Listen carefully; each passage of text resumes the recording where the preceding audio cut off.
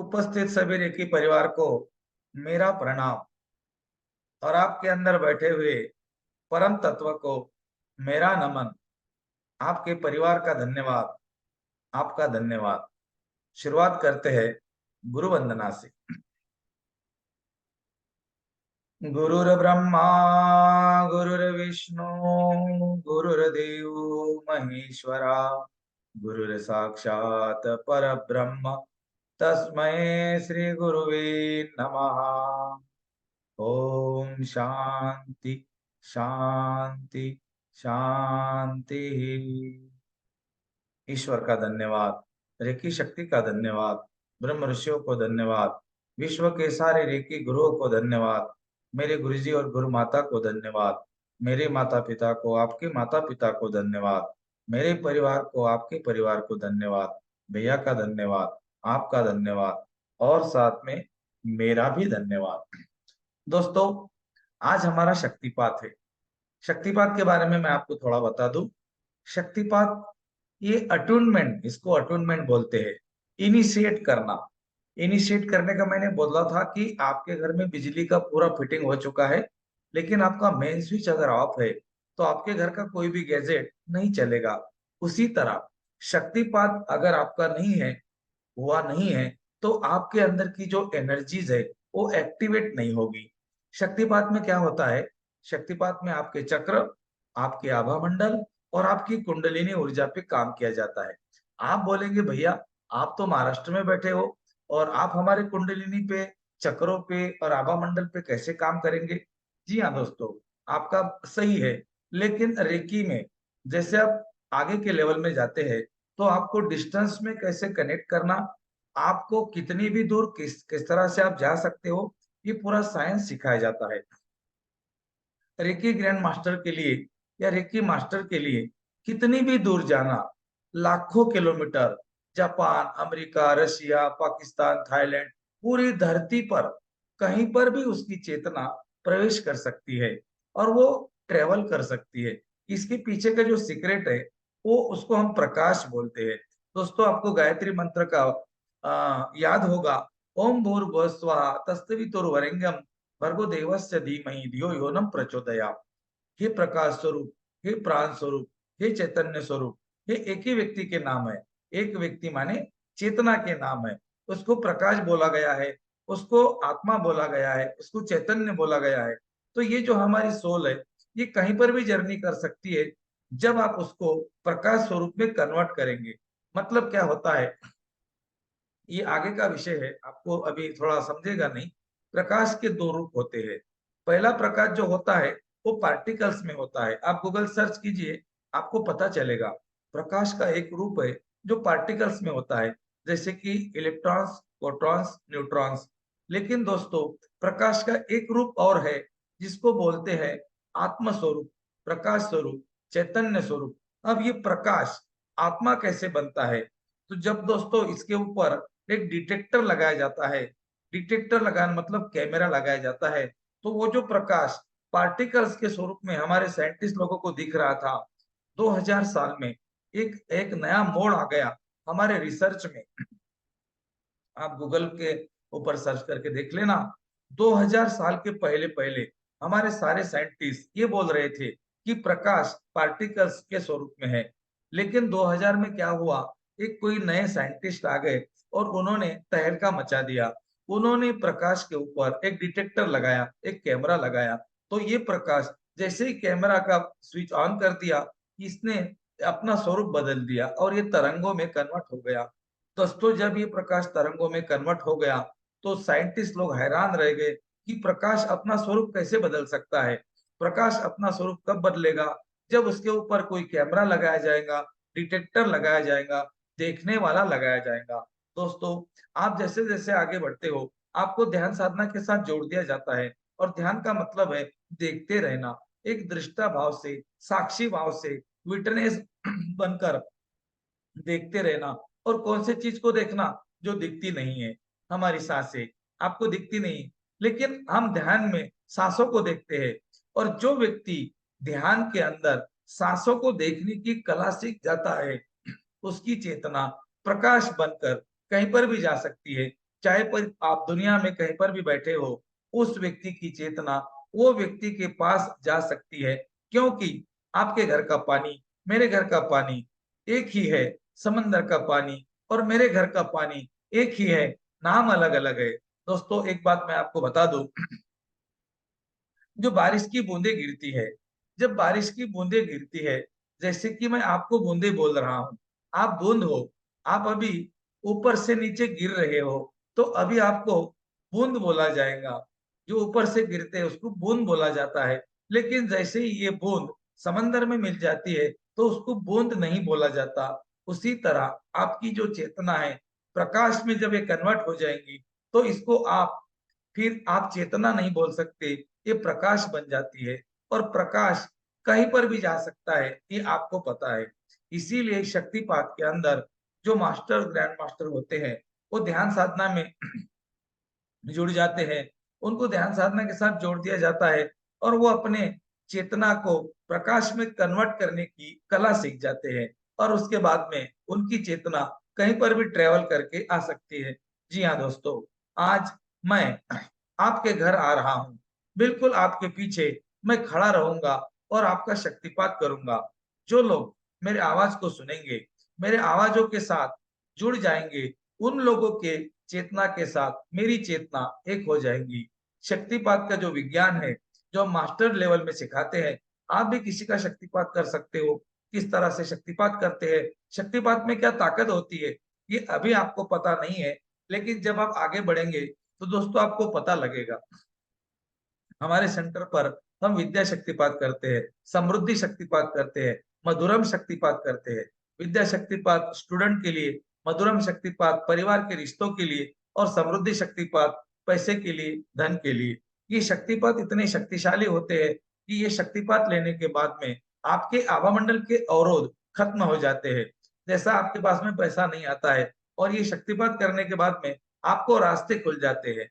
अगर बेटों आपने अपने घर में कोई छोटे बच्चे हैं जो पढ़ाई कर रहे हैं, उनको आपने विद्या शक्तिपात दे दिया, तो विद्या शक्तिपात में उनके माइंड के ब्लॉकेजेस निकल जाते हैं, बच्चा आपका जीनियस बन जाता है।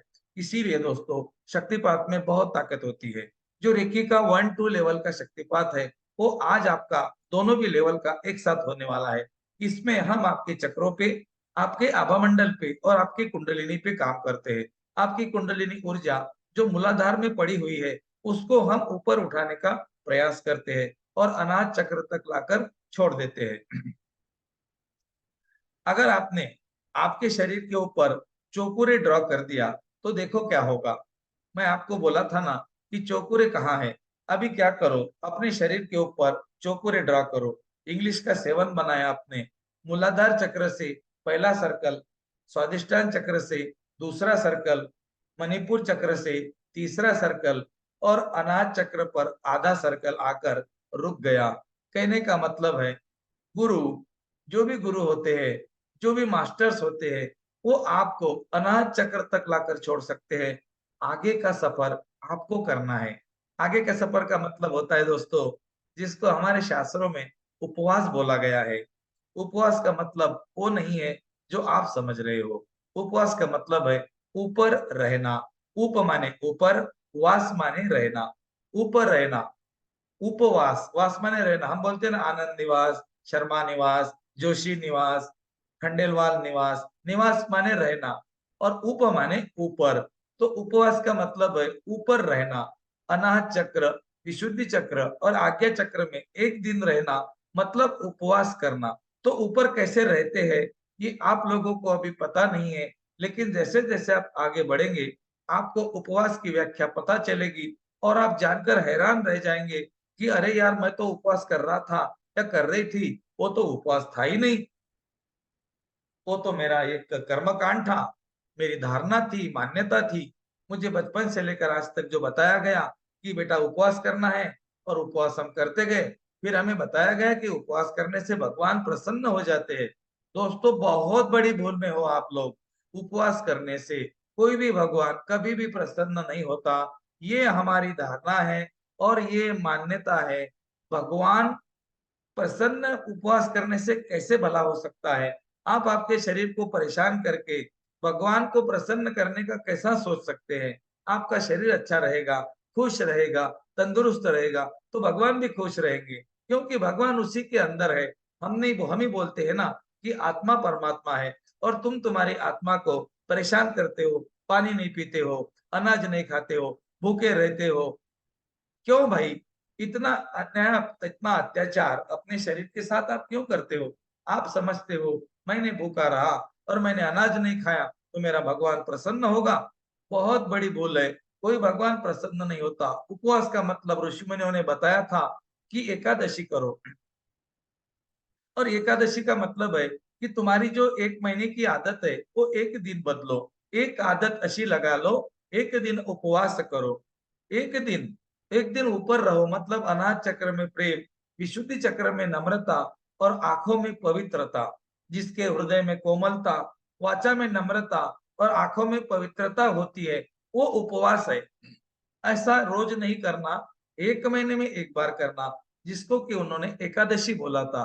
एक आदत असी, एक आदत असी लगाना। लेकिन हमने उसका गलत मतलब निकाल लिया, और जिस दिन हम उपवास नहीं रहता उस दिन से भी ज्यादा उपवास के दिन में खाते हैं, ठूस ठूस के भरते हैं। मुझे बताओ ना, थोड़ा सा लॉजिक अपने बुद्धि का प्रयोग करो, और मुझे बताओ, कल एकादशी है और हम लोग क्या करते हैं, आज 12 बजे तक भर पेट खा लेते हैं। मतलब कल एकादशी है, पूरा खा लो ठूस ठूस की। तो मुझे बताओ, 1 बजे तुम्हारे पेट में क्या है? वही है तुमने जो खाया। और तुम्हारी तो एकादशी 12 बजे के बाद लग गई, उपवास लग गया। फिर तुम्हारे पेट में क्या अनाज नहीं है क्या? तो तुम कैसा बोलेंगे कि मेरे पेट में अनाज नहीं है? हाँ, तुम नहीं खा रहे हो वो बात अलग है, लेकिन तुमने पहले डबल टिबल खा के पूरा स्टॉक फुल कर लिया। दोस्तों, ये उपवास नहीं है, और इसके मैं खिलाफ हूँ। मैं कभी भी उपवास नहीं करता, क्योंकि मैं रोज उपवास करता हूँ। मुझे उपवास की आवश्यकता इसीलिए नहीं है, क्योंकि मेरा डाइट बिल्कुल जो मेरे शरीर को चाहिए वो मैं देता हूँ। उसने बोला आज भूख नहीं है, तो मैं पूरा दिन खाना नहीं खाता। उसने बोला 2 दिन नहीं खाना है, मैं 2 दिन नहीं खाता। उसने बोला आज नहीं सोना है, मैं बिल्कुल नहीं सोता। ये मेरा शरीर जो मांगता है मैं उसको देता हूँ, क्योंकि मेरा शरीर ही परमात्मा है, मेरा शरीर ही यूनिवर्स है, मेरा शरीर ही ब्रह्मांड है। इसको मैं कभी भी नाराज नहीं करता और परेशान नहीं करता। लेकिन काफी लोग मैंने देखे हैं, शरीर को परेशान करने के लिए उन्होंने बीड़ा उठाया है। ना जाने क्या क्या खाते हैं, ना जाने क्या क्या शरीर को देते हैं। नकारात्मक सोच, केमिकल्स, मसाले, तेल, घी, दूध, नमक, चीनी, अलग अलग प्रकार की दवाइयाँ, केमी वो कोल्ड ड्रिंक्स, अलग अलग कलर की मिठाइयाँ अपने शरीर में ठूसते जाते हैं। और दोस्तों, आपके शरीर के अंदर कैंसर बीमारी को विरोध करने वाले सेल्स है, ये मैं नहीं बोल रहा हूँ। जरा ये अपना साइंस उठाकर देख लेना। आपके शरीर में कैंसर की बीमारी नहीं हो सकती जब तक आपके सेल की ताकत अच्छी है। लेकिन हम क्या करते हैं, जो कैंसर के सेल होते हैं उनको हम ताकतवर बनाने के लिए हम बाहर का खाना खाते हैं, जो कि हमें नहीं खाना चाहिए। और हमारे जो लड़ने वाली जो फौज होती है, जो हमारे सेल्स होते हैं, उनको हम कमजोर करते हैं एसिडिक चीजें खा के। इसीलिए आपको एसिडिक और अल्कलाइन दो चीजों के ऊपर ध्यान देना पड़ेगा। आपके ग्रुप में आज रात में या कल सवेरे तक एक मैसेज आएगा, जिसको आदर्श आहार प्रणाली के नाम से जाना गया है। ये आदर्श आहार प्रणाली हमारी है, ये आपको कहीं पर भी नहीं मिलेगी। ये आदर्श आहार प्रणाली अगर आपने शुरू कर दी, इसमें 2 बार खाना है, 2 बार खाने का इसमें दिया गया है, लेकिन खाना खाने का तरीका बताया है। आपको क्या खाना है, कब खाना है, कैसे खाना है, पूरा का पूरा बताया गया है। दिन भर आपका पेट इतना सा भी खाली नहीं रहेगा, चिंता मत करो। हाँ, लेकिन आपको जितना भी आप खाएंगे, आपकी बॉडी पाचन क्रिया अच्छी रहेगी, और आपकी बॉडी एल्कलाइन बनेगी, और फिर आपके शरीर में बीमारियां नहीं आएगी, अगर है तो भागेगी। चलो ठीक है। शक्तिपात में आपको हम समझा रहे थे कि शक्तिपात में जो मास्टर ग्रैंड मास्टर होते हैं, वो अपनी चेतना को एक प्रकाश स्वरूप में कन्वर्ट करके कहीं पर भी जा सकते हैं। अगर आप शक्तिपात में मेरी आवाज सुन रहे हैं, तो आपका शक्तिपात होगा। शक्तिपात होने के बाद में आप चौकुरे और सेही की दोनों सिंबल का उपयोग कर सकते हैं। कल आप आज आपका कोर्स खत्म हो जाएगा, लेकिन आप जो ग्रुप में हो, आपको जो नहीं समझा है, आप सवाल पूछ सकते हैं। आपको आगे क्या करना है, ये हम बता देते हैं और फिर हम आगे का विषय छेड़ देते हैं। ओके, तो शुरू करने से पहले मैं आप सब लोगों को बहुत बहुत शुभकामनाएं दे रहा हूं, क्योंकि आज आप ब्रह्मांड की महाविधि, रेकी विद्या की महाशक्तिशाली विधि, जिसको कि शक्तिपात बोलते हैं, वो आज आपका होने वाला है। और उसके लिए मेरे ईश्वर ने, ये पूरे ब्रह्मांड ने मुझे चुना है। ये विद्या, ये शक्तिपात मेरे माध्यम से आपको मिल रहा है। इसको दीक्षा बोलते हैं। इसको तिबेट में शक्तिपात किया जाता है, जमीन पर लेटा कर किया जाता है। वो जो मॉन्क्स होते हैं, वो हमारे पीठ के ऊपर चलते हैं और शक्तिपात करते हैं। दोस्तों, अगर वो चलते चलते उनका जितना भी वेट होता है, वो हमें बिल्कुल महसूस नहीं होता कि कितना वेट है। ये शक्तिपात तिबेट में आज भी होता है, लेकिन ये बहुत मुश्किल है। डॉक्टर मिका उसुई, मैडम हवाई टकाटा, जीजिरो हयाशी और बहुत सारे रेकी ग्रैंड मास्टर्स, इन्होंने रेकी के अंदर एक ऐसी प्रणाली बनाई है कि अब 15 मिनट के ध्यान प्रयोग से आपका शक्तिपात होता है। ये ध्यान प्रयोग में आपको एक लेवल में लेकर जाते हैं हम लोग, जिसको कि हम अल्फा, बीटा, थीटा ऐसे लेवल बोलते हैं। हमारी मन की 5 अवस्था है, alpha, beta, theta, delta, gamma. और ये पांचों अवस्थाओं में से जो मास्टर जानकार होते हैं, वो कभी कभी कोई अवस्था आगे पीछे करके आपके मन का ताबा अपने हाथ में लेते हैं। यूं समझो कि जैसे आप मेरी आवाज सुन रहे हो, तो मैं आपके माइंड का कंट्रोल मेरे हाथ में लूंगा। अभी तक आपका माइंड का कंट्रोल किसी और के हाथ में था, और वो जैसे गाड़ी चला रहा था, उसकी गाड़ी वो ठोक रहा था, एक्सीडेंट कर रहा था, बीमार गिर रहे आप, एक्सीडेंट हो रहा, पांव टूट रहा, हाथ टूट रहा, आंखें खराब हो रही, डायबिटीज हो गया, बीपी का प्रॉब्लम है, थायराइड है, घुटने दुखते, कमर दुखती, ये आपका ड्राइवर है।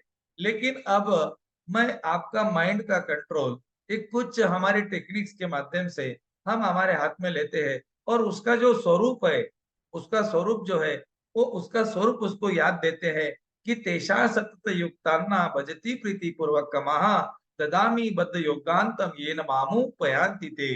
वासुदेव कहते हैं, हे पार्थ, जो व्यक्ति अपने चित्त को सत्य में स्थिर करता है, उस व्यक्ति को अंत में मैं ऐसी शक्ति प्रदान कर देता हूं कि वो व्यक्ति मुझ में विलीन हो जाता है। और दोस्तों, यही सच्चाई है। अगर आपको लग रहा होगा कि मैं भगवत गीता के 2-3 श्लोक आपको बता रहा हूं, लेकिन दोस्तों 18वां अध्याय पूरा का पूरा हमारी जिंदगी बदल सकता है। लेकिन गड़बड़ ये हो गई कि हमने भगवत गीता की पूजा कर दी। बस हमारी एक आदत है, हमें कोई चीज में ढूंढना पसंद नहीं है। बस ऋषि मुनियों ने बोला ये शंकर जी है, हमने पूजा करना शुरू कर दी। ऋषि मुनियों ने बोला ये माँ दुर्गा है, हमने पूजा करना शुरू कर दी। ऋषि मुनियों ने बोला ये भगवत गीता है, तुम्हारे जीवन को बदलने का रास्ता है, नकाशा है, ये नक्शे के ऊपर तुम्हारा जीवन चलेगा। हमने भगवत गीता की भी पूजा कर दी, और इसीलिए हम लोग कहीं नहीं पहुंच रहे हैं। और हम लोग दिन प्रतिदिन किसी ना किसी के ऊपर डिपेंडिंग जीवन जी रहे हैं। आज भी आपका जीवन कौन चला रहा है? देखो ना, आंखें बंद करके बोलो मुझे, आप अगर बीमार हो गए तो क्या करेंगे? आपके सामने एक ही सवाल है, मेडिसिन, और कुछ भी नहीं है। मतलब आप डिपेंडिंग हो। आपकी शरीर में कोई प्रॉब्लम आया तो आप डिपेंड है। आप भगवान को लटकते हो, डॉक्टर को लटकते हो, तांत्रिक मांत्रिक को, गुरु को लटकते हो। क्यों? क्योंकि तुम्हें तुम्हारा आसमान खोजना मुश्किल लगता है। रेकी विद्या सीखने के बाद में आप अपना आसमान खोजते हो और अपने पंखों से उड़ जाते हो। मेरे गुरुजी कहते हैं, इशारे पे मत लटक, खुद को गुरु जान। इशारे का मतलब गुरु होता है। तो गुरुजी बोलते हैं, उन्होंने कविता की है। मेरे गुरुजी कविता करते हैं, और दोस्तों मैं भी कविता करता हूँ। हाँ, मेरे गुरुजी ने कविता की थी। पहली लेवल में हमें उन्होंने बोला था, इशारे पे मत लटक, खुद को गुरु जान, अरे दूसरे के पंख क्या काम के, अपने पंख पहचान। तो मैंने बोला इसका मतलब क्या हुआ? फिर मेरे मेरे माथे के ऊपर एक प्रकाश आया, अरे इशारे का मतलब गुरु, गुरु को नहीं लटकना, खुद को गुरु जान, दूसरे के पंख क्या काम के, अपने पंख पहचान। हम लोग क्या करते हैं, गुरुजी तुमने रेकी सीखी है ना, तुमने साधना कर ली है ना, सिद्धियों को प्राप्त कर लिया है ना, अब तुम क्या करो, हमारी रक्षा करो। हम जब भी तुम्हें फोन करें, हमारी हीलिंग करो, हमारा हमारी मदद करो, क्योंकि हम गुरु के जैसा बनने की तैयारी नहीं रखते, हम गुरु को लटक जाते हैं। हम भगवान के जैसा बनने की कोशिश नहीं करते, हम भगवान को भी लटक जाते हैं। हम डॉक्टर्स की जो विद्या है, जो पैथी है, वो पैथी को नहीं समझते। हमारे अंदर का डॉक्टर, उसको हम बिल्कुल वैल्यू नहीं देते और हम बाहर की चीजों पे लटक जाते हैं। इसीलिए मैंने बोला कि हमारा जीवन डिपेंडिंग है, हमारा जीवन किसी न किसी के चाबी से चलता है। लेकिन दोस्तों मेरा जीवन कोई की नहीं चला सकता, क्योंकि मैंने मेरे जीवन की सारी चाबियों का गुच्छा मेरे पास ले लिया है। और अगर आप चाहते हो कि आपके जीवन का गुच्छा भी आपको आपके हाथ में लेना है, तो मैं देने के लिए बिल्कुल आपको तैयार हूँ। लेकिन मुझे एक संकल्प आपसे चाहिए, आपको रेकी विद्या को पूरा सीखना पड़ेगा। और उसके बाद में हाँ, हम थोड़ा बहुत पैसा लेंगे आपसे आने वाले लेवल सीखने के, लेकिन वो सीखने के बाद आप बोलेंगे, अरे भैया ये 3000 का कोर्स आपने लिया, इसमें तो करोड़ों रुपए का ज्ञान आपने दे दिया। वो हम इसीलिए पैसे लेते हैं कि फिर उसमें कचरा नहीं आता। अभी कुछ लोग मुझे मुझे सुन रहे हैं, अपने बहू से बात कर रहे हैं, कोई लोग खाना खा रहे हैं, कोई लोग खाना बना रहे हैं, कोई बेटे से बात कर रहे हैं, कोई लोग टीवी देख रहे हैं।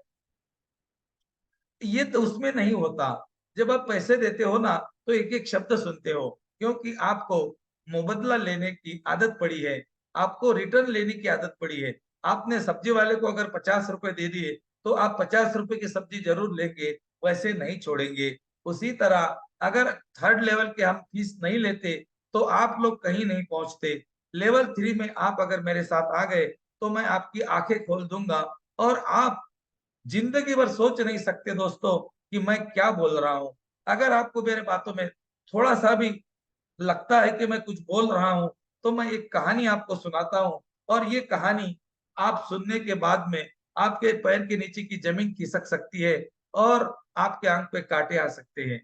दोस्तों, एक व्यक्ति का बीमार होना, एक व्यक्ति का चिंतित होना, डिप्रेशन, एंग्ज़ायटी, स्ट्रेस में चले जाना, मेडिसिन को लटक जाना, कैंसर जैसी बीमारी होना, माइग्रेन होना, डायबिटीज़ होना, ब्लड शुगर वो बीपी होना और कितनी बीमारियाँ बोलूँ, मुझे तो उनके नाम भी नहीं मालूम।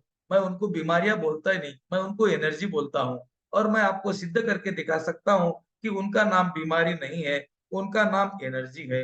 दोस्तों, ये जो बीमारियों के नाम हैं, ये उनको किसने दिए? डॉक्टर ने दिए, हमारे रिसर्च ने दिए, उनका नाम कुछ भी नहीं था। हाँ, तुम्हारा नाम क्या है? तो आप बोलेंगे मेरा नाम विवेक है, कोई बोलेगा मेरा नाम प्रगति है, कोई बोलेगा मेरा नाम दीक्षा है, रिक्शा है, ज्योति है, जो भी है। दोस्तों मुझे इतना बता दो, तुम्हारा नाम तुम्हारी माँ के गोद में से, माँ की कोख में से निकलने के बाद कितने दिन के बाद मिला? आप बोलेंगे 12 दिन के बाद में। तो भाई 12 दिन के पहले आपका नाम क्या था? 10वें दिन, 8वें दिन, 5वें दिन, चौथे दिन, तीसरे दिन आपका कोई नाम नहीं था। आपको गुल्लू मुल्लू चुल्लू बोलते थे, बेटा बेटी बोलते होंगे, लेकिन नाम नहीं था। नाम जो है ये आपकी इस जीवन की पहचान है, ये आपका नाम नहीं है, आपका नाम अलग है। जिस तरह से आपका नाम आपके माँ-बाप ने, परिवार ने, पड़ोसी वालों ने मिलकर दिया है, जो भी आपका नाम होगा गजानन, राजेश, सीता, मिता, गीता, गंगा, यमुना, सरस्वती जो भी है, ये आपके माँ-बाप ने दिया, ये आपका नाम नहीं है। उसी तरह बीमारियों के नाम diabetes, BP, thyroid, cholesterol, spondylosis, acidity, migraine, stress, anxiety, depression, corona, corona का भांजा, कोरोना की मामी, कोरोना की जो भी आएँगे, ये नाम किसने दिए? ये रिसर्च ने दिए। उनकी उनके लक्षण देखे और उनके लक्षण के हिसाब से उनको नाम दे दिए। जैसा तुम्हारा नाम, किसी का नाम समर्थ है, किसी का नाम अभी मैं क्या बताऊँ प्रगति है, पद्मा है, तो आपके माँ-बाप को लगा नहीं इसका नाम यही होना चाहिए, क्योंकि ऐसा ही दिखता है। तो आपका नाम जब रखा गया, तो सोच समझ कर रखा गया। उसी तरह बीमारियों का नाम भी सोच समझ कर रखा गया। दोस्तों बीमारी भी एनर्जी है, तुम भी एनर्जी हो, भगवान भी एनर्जी है। भगवान कैसे बना है? पंच तत्वों से, भगवान। भ माने भूमि, ग माने गगन, अ माने अग्नि, वा माने वायु, न माने नीर, नीर माने पानी। तो भगवान पंच तत्वों से बना है। भगवान कोई व्यक्ति नहीं है। ये पूरे ब्रह्मांड का, ये महासत्ता का नाम भगवान है। भगवान में 70% पानी है, ब्रह्मांड में 70% पानी है, पृथ्वी पर 70% पानी है, पेड़ पौधों में 70% पानी है। दोस्तों, तुम्हारे शरीर में भी 70% पानी है। तो भगवान में और तुम्हारे में क्या फर्क है? यही फर्क है कि तुमने जानने की कोशिश नहीं की, तुम अभी तक मान रहे थे। ऋषि सीखने का मतलब है उस परम तत्व को जानना जो कि तुम्हारे अंदर विराजमान है, और इसी को रेकी का विज्ञान बोलते हैं। दोस्तों, मैं आपके सामने एक कहानी बता रहा था, और ये कहानी सुनने के बाद शायद आपके पैर के नीचे की जमीन सटक सकती है, आपके आंख पे कांटे आ सकते हैं, आप परेशान होकर आप आपका कोई इलाज ही नहीं आपके सामने, आपको रेकी सीखनी ही पड़ेगी, क्योंकि मैं ऐसा चीज आपको आज बताने वाला हूँ। दोस्तों, इमेजिन करो, आप एक मॉल के अंदर परचेस करने के लिए चले गए। उस मॉल के अंदर जैसे ही आप परचेस करने के लिए चले गए, मॉल के अंदर दो लोग दौड़ते हुए आए और उन्होंने बोला, पूरब का रास्ता बंद हो गया, क्योंकि मॉल को चारों तरफ से चार रास्ते आ रहे थे। मैसेज करने वाले लोगों को मेरा बहुत बहुत प्रणाम और धन्यवाद। मैसेज करने वाले लोग मेरी बातों को नहीं सुन रहे हैं, लिख रहे हैं, मतलब उनका ध्यान मेरी बातों में नहीं है। मीटिंग छोड़ दो, जरूरत नहीं है। Okay, thank you. ओके, तो मैंने बोला, उस मॉल के अंदर चार रास्ते हैं, एक वेस्ट से, ईस्ट से आता है, एक वेस्ट से, एक नॉर्थ और साउथ से, चार रास्ते आते हैं। आप परचेस कर रहे थे, पूरब की तरफ से दो लोग आ गए और उन्होंने बोला, पूरब का रास्ता बंद हो गया। आप थोड़ा बहुत डर गए। दो लोग और आ गए, उन्होंने बोला पश्चिम का रास्ता बंद हो गया। आप ज्यादा डर गए। तीन दो लोग और आ गए नॉर्थ की तरफ से, और उन्होंने बोला इधर का भी रास्ता बंद हो गया। बाद में दो लोग और आ गए, उन्होंने बोला साउथ का भी रास्ता बंद हो गया। आप क्या करेंगे? आप परचेस करना बंद कर देंगे। My point, underline my point. दोस्तों, आप मॉल के अंदर परचेस कर रहे थे, चारों रास्ते के ऊपर लोगों ने बताया पुलिस खड़ी है, झगड़े हो चुके हैं, कर्फ्यू लगा हुआ है, जा नहीं सकते, आ नहीं सकते। आप डर गए और आपने जो परचेस किया था वो भी फेंक दिया, और आप परचेस करना आपने बंद कर लिया। ये हमारा जीवन है, ये हमारा जीवन है। देखना, आगे बता रहा हूं। और मैंने बोला ना, झिझोड़ कर रख दूंगा आपको मैं। जब चारों लोग इधर उधर से आ गए और आपको बोला कि सारे रास्ते बंद हो गए, आप डर गए, अरे मैं गाड़ी किधर से लेकर जाऊं, मेरा घर पे परिवार है, अब सारे रास्ते बंद हो गए, अब यहाँ पे क्या खाएंगे, कैसे रहेंगे, घर पे क्या होगा, लोग मेरी चिंता कर रहे होंगे, आप विचारों में फंस गए। लेकिन जो चीज आप कर रहे थे ना, परचेस कर रहे थे मॉल के अंदर, वो आप भूल गए। आप क्या परचेस कर रहे थे? आप खुद को पहचानने की कला सीख रहे थे, आप रेकी विद्या सीख रहे थे, आप और कुछ सीख रहे थे, आप जीवन जीने की कला सीख रहे थे, अपने बारे में मालूमात कर रहे थे, पहचान कर रहे थे कि मैं कौन हूँ, ध्यान साधना कर रहे थे। लेकिन लोगों ने आपको डरा दिया, कुछ मत करो, इसमें कुछ नहीं है, खाओ पियो ऐश करो। हाँ, कुछ भी खाओ, कुछ नहीं होता, भगवान को क्या जवाब देंगे? तूने शराब नहीं पी, वैसे ही आ गया। कोई बीड़ी पीने वाला बोलता है कि तूने बीड़ी नहीं पी, वैसे ही आ गया। कोई तंबाकू खाने वाला बोलता है तूने टोबैको नहीं खाई, वैसे आ गया। अरे भाई, जीवन जीने के लिए है, भरपेट खाओ, मिठाई खाओ, दूध पियो, घी खाओ, जितना मर्जी खाओ, खाने पीने के लिए जीवन है, ऐश करो। और उन लोगों को मैं बताना चाहता हूँ कि अगर तुम ऐसा जीवन जी रहे हो, कोई बात नहीं। अब अब सारी चिंता हो गई कि अब कैसे करना। लेकिन मॉल का मालिक बहुत होशियार था, वो ब्रिलियंट था। उसने क्या किया था, अपने मॉल के सामने एक टावर खड़ा कर दिया, और वो टावर के अंदर एक लिफ्ट थी। जो लोग डर गए थे, आप भी उसमें थे, उन्होंने बोला चलो मेरे साथ आ जाओ। चार पांच सात आठ लोगों को साथ में ले लिया, जो लोग डर गए थे, जिन्होंने परचेस करना, सीखना, पढ़ना, ध्यान करना बंद कर दिया था और जीवन को ऐश आराम समझकर जी रहे थे, शरीर को गलत चीजें दे रहे थे, उन लोगों ने जैसा परचेस करने का मतलब है कुछ नई चीजें सीखना, रेकी सीखना और कोई विद्या सीखना बंद कर दिया था, वो लोगों को उसने टावर के अंदर बैठाया और बोले चलो टावर के ऊपर। टावर ऊपर जा रहा था दोस्तों, और ऊपर और ऊपर और ऊपर, और उसकी हाइट थी 4000 फीट की। जब 4000 फीट के ऊपर, टावर के ऊपर चार पांच लोग गए और उनको बोला कि चलो बाहर आ जाओ, और उसको वो मॉल का मालिक बोलता है, देखो ये पूरब का रास्ता क्लियर, ये पश्चिम का क्लियर, ये नॉर्थ और साउथ ये भी क्लियर। वो लोग सोच में गिर गए, अरे यार, मॉल की तरफ आने वाले चारों रास्ते क्लियर है, ट्रैफिक चल रही है, लोग गाड़ियां चला रहे हैं, पैदल चल रहे हैं, हम लोग क्यों डर रहे थे? क्योंकि हमें मॉल के अंदर आने वाले गलत लोगों ने हमें डरा दिया था। अरे सारे रास्ते बंद हो गए, कर्फ्यू लग गया, पुलिस आ गई। डर गए, डर डर के जी रहे, डर डर के जी रहे, मुझे बीमारी होगी क्या, मुझे कैंसर होगा क्या, मैं मर जाऊंगा क्या, मुझे हार्ट अटैक आएगा क्या, मुझे ढमका होगा क्या, मुझे टमका होगा क्या।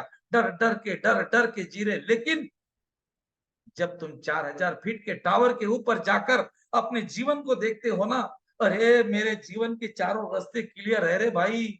अरे बीमार तो मैं पड़ ही नहीं सकता। स्ट्रेस, एंजाइटी, डिप्रेशन कहाँ मिलता है भाई? अरे ये चिंता कौन से दुकान पे क्या भाव है इसका? हाँ, मुझे बताओ ना, डर कहाँ होता है? डर क्या किलो मिलता है? ये कब पता चलेगा? जब उस जीवन के 4000 फीट के ऊपर जाकर तुम तुम्हारे जीवन को देखेंगे। और ये रेकी है, रेकी का आने वाला लेवल आपको उस टावर के कंस्ट्रक्शन की तैयारी कराता है, चौथी लेवल में उसका कंस्ट्रक्शन कराता है, और पांचवी लेवल में उसके ऊपर जाकर बैठा देते हैं, ये देखो तुम्हारा जीवन। और उस दिन तुम समझ जाते हो कि मेरे जीवन में बीमारी, चिंता, डर, परेशानी, दुख, अरे ये कैसे होगा भाई? ये कहाँ मिलेगा यार? क्योंकि आप नियमों को समझते हो। मेरा कहने का उद्देश्य इतना क्लियर है, तुम अगर रेकी में सचमुच अपने जीवन को समझ गए तो 4000 फीट का टावर बन गया।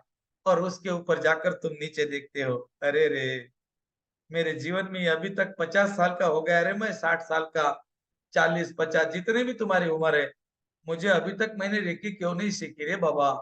मैं खुद बोलता हूँ दोस्तों कि मैंने 49 मतलब सॉरी 51 के एज में मैंने रेकी सीखी है, 52 के एज में। मैं खुद को बोल रहा हूँ कि मैंने रेकी पहले क्यों नहीं सीखी? अगर मैं 25 साल की उम्र में रेकी सीखता तो आज मैं कहाँ होता रे मेरे भाई? मैं कहाँ होता? अभी 4 साल के अंदर मैं समझ गया कि मेरे पास में क्या क्या है। और मैं करोड़ों लोगों को, लाखों लोगों को लाइव आकर वीडियो के माध्यम से, यूट्यूब के माध्यम से, फेसबुक से, सारे माध्यम से मैं बता रहा हूं कि जागो, जागो, तुम्हारे पास खजाना है, तुम्हारे पास खजाना है। लेकिन तुम ढूंढ कहाँ रहे हो पता है? तुम ढूंढ रहे हो पड़ोसी के घर में, मंदिर में, मस्जिद में, गुरुद्वारा में, टेकड़ी पे, पहाड़ों पे, ऊटी में, खूटी में, ना जाने कहाँ कहाँ ढूंढ रहे हैं खजाना। एक हीरे के व्यापारी थे, बंबई से दिल्ली आया करते थे, सॉरी, दिल्ली से बंबई आया करते थे हीरे बेचने के लिए। हाँ, हीरे बेचने के लिए आया करते थे। चोर ने देख लिया, सेठ जी के पास हीरे हैं, आज सेठ जी के हीरे साफ करेंगे। सेठ जी ट्रेन में चढ़ गए, चोर सेठ जी के पीछे चढ़ गया, गाड़ी चलने लगी। सेठ जी समझ गए, अरे कुछ तो गड़बड़ है। चोर 2 बजे सो गया, उसको सेठ जी का माल साफ करना था। वो 2 बजे सोते से ही सेठ जी को लाइट लग गया, अरे कुछ तो गड़बड़ है। 5 6 बजे का टाइम था, सेठ जी ने हीरे की पोटली निकाली, चोर के जेब में डाल दी, आराम से सो गए। चोर रात को 2 बजे उठा, सेठ जी का पूरा माल साफ किया, कपड़े, बैग, जितनी चीजें थी पूरी की पूरी साफ की। उसको हीरे की पोटली नहीं मिली, थक कर सो गया। सवेरे सेठ जी उठे, हीरे की पोटली उसकी जेब में के निकाली, अपनी जेब में रख दी। चोर ने सोचा था, कोई बात नहीं, सेठ जी आज तो तुम्हारा माल मैं पूरा क्लीन करके रहूंगा। और चोर चोर 2 बजे और सो गया। आज उसने ठान लिया था, सेठ जी का पूरा माल साफ करना है, आज कुछ भी हो जाए। सेठ जी ने सोने के पहले हीरे की पोटली निकाली, चोर के जेब में रख दी, चोर आराम से सो गया। और 2 बजे रात को उठ गया। सेठ जी आराम से सो रहे थे, उसने सेठ जी का एक एक कपड़ा, जूते, चप्पल, बैग, थैलियां, जितने सामान था सेठ जी के पास का, एक एक सामान छान मारा, लेकिन हीरे की पोटली कहीं नहीं मिली। और सवेरे का 5 6 बजे का टाइम था, वो थक कर आराम से सो गया, दोनों हाथ सर पे लगाकर। और जब सेठ जी उठे तो उन्होंने हीरे की पोटली निकाली, अपने जेब में रख दी। सवेरे 9 बजे का टाइम था, स्टेशन आ गया, दोनों नीचे आ गए। सेठ जी नीचे बैठे थे, चोर आ गए, सेठ जी के पैर पकड़े, बोले सेठ जी। बोले क्या बेटा? बोले मैं और मेरा परिवार चोरी करते हैं, लेकिन मैं आज के बाद चोरी कभी नहीं करूंगा। बोले फिर? बोले तुम इतना बता दो सेठ जी, तुमने छुपाई कहाँ थी? सेठ जी बोले क्या? अरे बोले हीरे की पोटली मैंने खुद देखा तुमको घर से लेते हुए, लेकिन मैंने तुम्हारा सारा सामान चेक किया, हीरे की पोटली कहीं नहीं मिली। मैं सारा जीवन तुम्हारी सेवा करूंगा, मुझे सिर्फ इतना बता दो तुमने छुपाई कहाँ थी। शेठ जी बोले, अरे भाई, ये तू नहीं, ये गलती सारी दुनिया कर रही है। अरे खुद का सुख तो खुद में है, बाह्य वस्तु में व्यर्थ प्रयास। जग का सुख तो क्षण भंगुर है, झूठे हैं उनके पुरुषार्थ। खुद का सुख खुद में, खुद की खुशी खुद में। तुम्हारे उंगलियों के निशान पूरे दुनिया में से नहीं मिलते, किसी से भी। तुम्हारा चेहरा पूरे धरती पे नहीं मिलता। इसका मतलब तुम्हारे पास एक चीज है जो सबसे अलग है। दोस्तों, गड़बड़ यही हो गई। हमारे पास हीरे की पोटली हमारे जेब में होने के बाद में हम इधर उधर ढूंढ रहे हैं। सेठ जी ने बोला, अरे भाई, सिर्फ एक बार, अरे एक बार तू अपने जीरेबान में झांक कर देख लिया होता ना रे, तो तू आज चोर नहीं, सेठ जी होता। बस यही गलती पूरी दुनिया कर रही है। और रेकी सीखने का मतलब है इस गलती को नहीं करेंगे हम, क्योंकि हम समझ जाएंगे मेरे पास अनंत शक्तियां हैं जो मुझे स्वस्थ रखने के लिए तड़प रही है, जो मुझे खुश आनंदित हंसता हुआ मुस्कुराता हुआ रखने के लिए तड़प रही है, जो मुझे अमीर बनाने के लिए तड़प रही है, जो मुझे परिवार अच्छा देने के लिए तड़प रही है, जो मुझे अच्छा जीवन साथी देने के लिए तड़प रही है। लेकिन मैं हूं कि मैं उसका सुनता नहीं, क्योंकि मुझे मालूम ही नहीं उसका कैसा सुनते हैं। और रेकी सीखने का मतलब है वो सारे साइंस को समझना जो तुम्हारे अंदर की शक्तियां हैं। अगर मैंने आपको बोला दोस्तों कि मैं आपको प्रूफ करके दिखा सकता हूं कि शंकर जी आपके अंदर है, तो आप बोलेंगे ऐसे कैसे होगा। मुझे बताओ ना, शंकर जी कपड़े किसके पहनते हैं? शेर की खाल पहनते हैं। आपने देखा होगा। झिंगा लाला करो एक बार। राइट। शंकर जी शेर की खाल पहनते तो उन्होंने शेर को मारा होगा क्या? उनके शरीर से भस्म निकलता है, क्यों निकलता है? उनके गले के पास में नाग देवता क्यों है? उनके आज्ञा चक्र में चंद्रमा क्यों है? उनके सहस्रार चक्र से गंगा क्यों निकलती है? और उनके थर्ड आई के पास में तिलक क्यों होता है? थर्ड आई का मतलब है त्रिनेत्र। हम सबको पता है त्रिनेत्र सिर्फ शिव जी के पास में है। लेकिन आप साइंस उठाकर देख लो, आपके पास में पिनियल ग्लैंड है। आंखें बंद करके आप देख सकते हो। आंखें बंद करके बच्चे कलर पहचानते हैं, किताब पढ़ते हैं और कुछ भी कर सकते हैं, क्योंकि यहाँ पर आपका पिनियल ग्लैंड है, जिसको कि मटर के दाने की इतना हमारा एक तीसरी आंख होती है।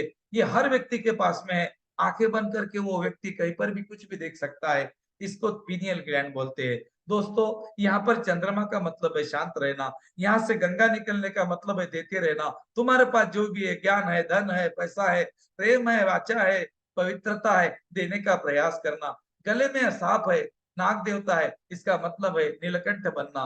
बोलने की जल्दी नहीं करना, सोच कर बोलना, उसको बोलते हैं नीलकंठ। उन्होंने विष पी रखा है, मतलब वो विष है ना, यहाँ पर है। दोस्तों, एक शब्द गलत हो गया तो महाभारत हो सकता है। द्रौपदी ने अगर नहीं बोला होता अंधे का पुत्र अंधा, तो महाभारत कहाँ होता? दोस्तों बताओ ना मुझे। अगर यहाँ पर तुम्हारी सही बातें पूरी की पूरी स्टॉक करके रखी है, तो महाभारत तुम्हारे जीवन में नहीं हो सकता। तुम जितना ज्यादा बोलेंगे, बिना सोच के बोलेंगे, तुम्हारे जीवन में समस्या आएगी। और दोस्तों, शंकर जी के शरीर से भस्म निकलता है। कौन बोलता है भस्म निकलता है? कोई नहीं निकलता। भस्म निकलने का मतलब है राख निकलना। राख निकलने का मतलब है जलना। जलने का मतलब है तपना। तपने का मतलब है तप करना, और इसको बोलते हैं ध्यान करना। जो लोग ध्यान करते हैं उनके शरीर से भस्म निकलता है, ये कहने का उद्देश्य था। शंकर जी शेर की खाल पहनते हैं, इसका मतलब ये है कि शंकर जी निडर है, वो किसी को नहीं डरते, क्योंकि उनको मालूम है मैं ही हूँ विष्णु, मैं ही हूँ महेश, और मैं ही हूँ ब्रह्मा। अहम ब्रह्मस्मि, अहम ब्रह्मस्मि, अहम ब्रह्मस्मि। भगवत गीता में 8वें अध्याय में मोक्ष संन्यास योग में बताया गया है कि अहम ब्रह्मस्मि का मतलब है तुम ही ब्रह्म हो, तुम ही शिव हो। लेकिन हमने शिव को, ब्रह्मा को और विष्णु जी को बाहर ढूंढना शुरू कर दिया, जबकि ये पूरी खजाना, ये हीरे की पोटली हमारे पास में है, हमारे पास में। तो अपने जीवन में 4000 फीट का टावर बनाओ, और उस टावर के ऊपर जाकर खुद के जीवन को देखो। आप हैरान रह जाएंगे दोस्तों। आप बोलेंगे बीमारी कहाँ से आती है बताओ? मुझे ढूंढना पड़ेगा बीमारियों को, मुझे चिंता को खरीदने के लिए जाना पड़ेगा। ये 3.5 4 साल होकर 3.5 4 साल पहले सीखा हुआ एक व्यक्ति आपके सामने बोल रहा है कि मुझे चिंता, बीमारी, दुख, परेशानियों को ढूंढना पड़ता है। और 20-20 साल, 25-25 साल हो गए लोगों ने रेकी सीखी है। उनको ये क्यों नहीं लग रहा है? क्योंकि उन्होंने रेकी को हल्के में लिया, और मैंने रेकी को हल्के में नहीं लिया। अभी मेरे सामने काफी लोग हैं, हल्के में ले रहे हैं, 20 साल रेकी सीखो कुछ नहीं होगा, और मेरे साथ रेकी सीखो, मैं आपको ऐसा पत्थर बना दूंगा, कितना भी बड़ा हथौड़ा क्यों नहीं गिरे, आपका टुकड़ा भी नहीं गिर सकता, क्योंकि मैं आपको अंदर का ग्रैंड मास्टर बनाऊंगा। अंदर का ग्रैंड मास्टर, ग्रैंड मास्टर का मतलब होता है अर्धनारीश्वर। मालूम है अर्धनारीश्वर क्या है?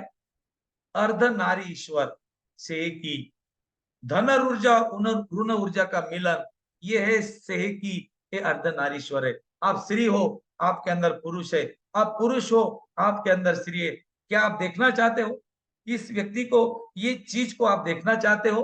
बिल्कुल आप देख सकते हो। मैं चैलेंज करता हूं किसी को भी, अगर आप आपके अंदर के अर्धनारीश्वर को देखना चाहते हो तो मेरे साथ आ जाइए, मैं आपको दिखाने का पूरा प्रबंध करके रखता हूँ। और ग्रैंड मास्टर में ये चीजें मैं खुद आपको प्रैक्टिकल के रूप में बता सकता हूँ कि देखो आप अर्धनारीश्वर बने हो या नहीं हो। दोस्तों, आपके अंदर की सारी चीजें जब मर जाती है, वो दशावतार रावण 5 ज्ञान इंद्रियों से, 5 कर्मेंद्र के माध्यम से जो चीजें हमारे शरीर में आती है, वो जब खत्म हो जाती है तो हमारे जीवन में राम राज्य आता है। जीवन का अर्थ ये है, इसलिए मैंने बोला था रेकी जीवन जीने की कला है। थैंक यू, धन्यवाद। मुझे 1 मिनट देना पड़ेगा। हाँ, मेरा इंजन थोड़ा गर्म हो गया। मशीन चल रही थी कंटिन्यू, 1 घंटा हो गया भाई, आपको क्या पता है, आप तो सुन रहे हो।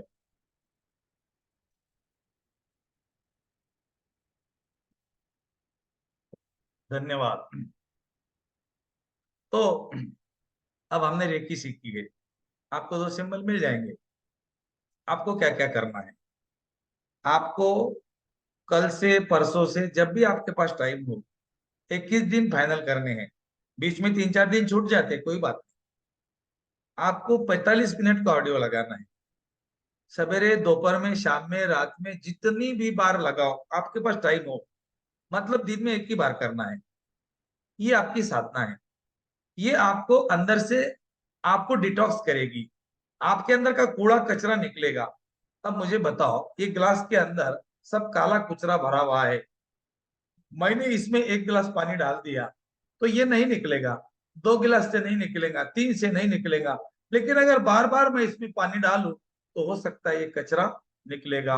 हमारे शरीर के अंदर बहुत सारी निगेटिव कचरा है, जिसको हम रेकी के माध्यम से निकालते हैं।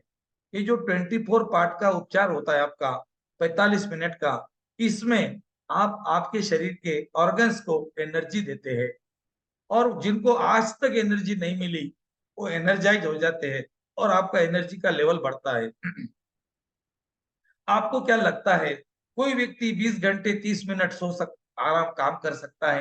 किस किस को पता है 20 घंटे 30 मिनट कौन व्यक्ति काम करता है? आपको पता है? नाम बताओ एक बार, किस किस को पता है? 20 घंटा 30 मिनट भारत का, आपके अड़ोस पड़ोस का, आप जिनको जानते हो, ऐसा कौन व्यक्ति है जो 20 घंटा 30 मिनट नहीं, 20 घंटा 45 मिनट, कभी कभी तो 21 घंटे काम करता है? वो कौन है, पता है आपको? नहीं पता? अब आपका जनरल नॉलेज चेक किया मैंने। आपके सामने बैठा हुआ व्यक्ति 20 घंटे 30 मिनट काम करता है, लेकिन थकता नहीं। ये मैं हूं। मैंने, मुझे ऐसा ढाल रखा है, मेरे पास 1 मिनट भी नहीं है जो कि मैं बाकी के काम करूं। मैंने समर्पित कर दिया जीवन को, क्योंकि मैं समझ गया, और मैं, मेरा प्रयास है कि लोगों को मैं समझाऊं। कितना लाइव आता हूँ, यू वीडियो बनाता हूँ, वीडियो अलग अलग बनाकर लोगों के सामने आता हूँ, फ्री क्लास, पेड क्लास, अलग अलग प्रकार के क्लासेस के माध्यम से लोगों का ज्ञान बढ़ाने का प्रयास करता हूँ। मैं, मेरे पास में कितने लोगों की टीम है, उंगली बताकर बताइए। मेरे पास में कितने लोगों की टीम है? वीडियो बनाना, एडिटिंग करना, डाउनलोड करना, अपलोड करना, मीटिंग रिकॉर्डिंग करना, अपलोड करना, सेंड करना, थंबनेल बनाना, उसके बाद में अलग अलग ग्रुप का कंटेंट बनाना, पीडीएफ बनाना, इंग्लिश में, हिंदी में, सारे जमाने के पीडीएफ बनाना, लोगों से बात करना, लोगों की हीलिंग करना, हीलिंग टेम्पल करना, कैंसर की हीलिंग करना, रेकी फ्लावर्स ऑफ इंडिया में जो ग्रैंड मास्टर होते हैं, हर वेडनेसडे को उनकी 1.5 घंटा मीटिंग लेना, हर मीटिंग में अलग अलग कंटेंट के ऊपर फ्री ऑफ चार्ज सिखाना, बात करना। इसके लिए मेरे पास में कितने लोग होंगे? कम से कम 12 लोग है मेरे पास में, पता है आपको? कोई बोलता 5 लोग, कोई बोलता 11 लोग, कोई बोलता 6 लोग। दोस्तों मेरे पास में सिर्फ मैं हूं, मेरे पास कोई नहीं है। ये सारे काम मैं अकेला करता हूं, कोई नहीं मेरा काम करता, मैं किसी को नहीं बोलता। मेरे पास कोई व्यक्ति नहीं है विश्व रेकी अभियान का, अकेला अकेला अकेला कोई नहीं चारों तरफ। लेकिन 45,000 लोग मेरे साथ में है और इन लोगों की ऊर्जा मुझे मिलती है। आप मुझे सुन रहे हो, धक धक करके जान पड़ रही है कि भैया ऐसा तो आज तक नहीं सुना, क्या बता रहे हो? और मैं आपको ऐसा बना दूंगा। उस दिन आपके जीवन से देखना, आनंद किसको बोलते हैं और खुशी किसको बोलते हैं। सारे विश्व का ज्ञान, ये मेरी कविता है, आनंद लेना। फिर हम दो दो चैप्टर के ऊपर बात करेंगे। सारे विश्व का ज्ञान, हर समस्या का समाधान। ये मुझे जब समझा ना, मैंने कविता लिखी। इसको लिखने को 4 साल हो गए। सारे विश्व का ज्ञान, हर समस्या का समाधान है तेरे ही अंदर, है तेरे ही अंदर। तू ढूंढ रहा है बाहर, क्यों ढूंढ रहा है बाहर? अरे जिया अभी तक बेहोशी में, अब तो जाग जा मेरे भाई, अब तो जाग जा। अरे लेकर सारे नक्शे हाथ में, अब तो भाग जा। नक्शे का मतलब होता है गीता, गुरु ग्रंथ, पुराण, जो भी है। लेकर सारे नक्शे हाथ में, अब तो भाग जा। आगे बढ़ता चल, मंजिल तो है मिलना, आगे बढ़ता चल, मंजिल तो है मिलना। अरे बीज डाले है खुशियों के, फूल खुशियों के ही है खिलना। धनवान बनना तेरा जन्म सिद्ध अधिकार है, अरे मांग ले उसको प्यारे, वो देने को तैयार है। देने वाला प्यारे, छुपा है तेरे अंदर, छुपा है तेरे अंदर। तू ढूंढ रहा है बाहर, क्यों ढूंढ रहा है बाहर? हर ताले को प्यारे, नियम की चाबी लगती है। हर ताले को प्यारे, नियम की चाबी लगती है। ताले का मतलब होता है स्वस्थ है, आनंद है, खुशी है, जो भी है। हर ताले को प्यारे, नियम की चाबी लगती है। खुलते हैं ये सारे ताले, मेरे अनुभव कहते हैं, ये मेरे अनुभव कहते हैं। ऐसी एक चाबी नहीं, ध्यान से सुनना। ऐसी एक चाबी नहीं, मिलती यहाँ हजार है। इसीलिए तो कहता हूँ दोस्तों, विश्व रे की सीखने का मजा ही कुछ और है, मजा ही कुछ और है। तो ये मेरी कविता थी, जो मैंने 4 साल पहले लिखी थी। और ये कविता ने, मैंने जब भी मैं कोई क्लास करता हूँ तो ये कविता बोल देता हूँ। आपको आनंद आया होगा। अब हम आगे बढ़ते हैं और आगे का विषय है हमारा सेल्फ हीलिंग कैसे करना। अब 24 पार्ट का उपचार 45 मिनट का ऑडियो लगाकर बैठना है। 21 दिन करना है। 2-3 दिन, 4-5 दिन छूट जाते कोई बात नहीं। मासिक धर्म में कर सकते हैं, नहाने के पहले कर सकते हैं, नहाने के बाद कर सकते हैं, खाने के पहले, खाने के बाद, दोपहर में, रात में, जब भी आपके पास टाइम हो। आंखें बंद करके, हेडफोन लगा के, पालथी मार के, सोफे पर, जमीन पर, पलंग पर, चेयर पर, जितनी मर्जी जहां मर्जी बैठ जाओ, आंखें बंद करके। और उसके साथ एक हो जाओ। जो आपको बोला जाता है वो आपके माइंड के अंदर प्रोग्रामिंग करता है और आपके ऑर्गन्स को डिटॉक्स करता है। ये आपका 21 दिन की साधना। जिन लोगों को बीमारी है वो जरूर करे, और जिनको बीमारी नहीं है वो भी करे। शायद बीमारी नहीं आए कभी। ओके, 21 दिन कर लिया, 22 दिन, 25 दिन, 30 दिन, कितना भी करो, 21 से कम नहीं करना। 3-4 दिन कम हो गए, आगे बढ़ा देना। Okay, clear. अब उसके बाद में क्या करना? उसके बाद में सिर्फ 15 मिनट मोबाइल का चार्जिंग, मैंने बोला था ना, सेल्फ हीलिंग करना 15 मिनट का है। सवेरे सवेरे अपना नहा धो लिए, फ्रेश हो गए। सबको बोल देना परिवार में, 20 मिनट मैं तुम्हारा नहीं हूँ, मुझे 20 मिनट चाहिए। मेरी जिंदगी मैंने तुम्हारे लिए दे दी है, मुझे 20 मिनट खुद के लिए चाहिए। 2 मिनट दरवाजा बंद करने के लिए, 2 मिनट खोलने के लिए, और 15 मिनट मेडिटेशन। 16-17 मिनट मुझे चाहिए। और ये 15 मिनट आपको करना है रोज। कोई कोई लोग पूछते भैया कितने दिन करना है, और नहीं किया तो चलेगा क्या, एक दो दिन चलेगा, कोई बात नहीं, दो चार दिन छूटते कोई बात नहीं, लेकिन इसको कम मतलब छोड़ना नहीं, ये कंटिन्यू करना। इसमें क्या होता है, चक्रों के ऊपर काम किया जाता है। आप खुद ही अपने चक्रों को और ओरा को स्ट्रॉन्ग करते हो। आपको मालूम है आपका ओरा कमजोर होता है। जो लोगों का ओरा कमजोर होता है उनको माइग्रेन होता है, उनको अंदर शरीर के अंदर बीमारियां होती है। मैं आपको एक लाइव प्रैक्टिकल अभी करके दिखाता हूँ आप लोगों के साथ में, और मैं आपका चेहरा देखकर पहचानता हूँ कि आपको अभी क्या प्रॉब्लम हो रहा है। ओके, ठीक है। तो ये जो सेल्फ हीलिंग होता है 15 मिनट का, इसमें चक्रों पे हाथ रखते हैं। एक हाथ मूलाधार चक्र पे, एक सहस्रार पे 3 मिनट, आज्ञा चक्र स्वादिष्टान चक्र 3 मिनट, विशुद्धि चक्र मणिपुर चक्र 3 मिनट, और अनाज चक्र पे दोनों हाथ 3 मिनट। ये हो गए 12 मिनट। 12 मिनट के बाद में चक्रों को ऐसे करते हैं, इसको हम ऐसे करते हैं, ऊपर से लेकर नीचे और नीचे से लेकर ऊपर, चक्रों को बैलेंसिंग करते हैं। इससे आपकी चक्रों की ऊर्जा, शरीर की ऊर्जा, शरीर के केमिकल्स, मांसपेशियां, हड्डियां, पूरा नर्वस सिस्टम बैलेंस हो जाता है ऐसा करने से, क्योंकि आपके हाथों से ऊर्जा निकलती है। और खास मजेदार बात तो ये है कि जब आप ऐसे हाथ करते हो और एक दूसरे के सामने जब आपका हाथ आता है, तो यहाँ पर आपको झटका लगता है, जैसे कि कोई गर्म भाप लग गई। ऐसे जब आप हाथ करते हो ना, ऐसे हाथ करते हो, आपका जैसे ही हाथ यहाँ पर आ गया, आपके हाथ को झटका लगेगा, अरे गर्म क्या लग गया।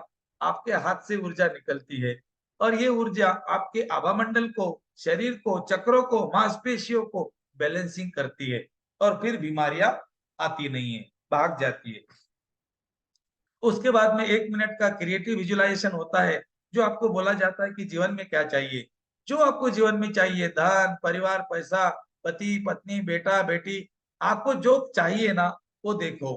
क्योंकि जब आप देखते हो तो वही चीज घटित हो जाती है। इसको न्यूरो लिंग्विस्टिक प्रोग्रामिंग में वीडियो ऑडियो फीलिंग ऐसा फॉर्मूला बोलते हैं। आज का विषय नहीं है, आने वाले लेवल का विषय है। अभी तक हम इतना ही देखेंगे तो बहुत अच्छी बात है।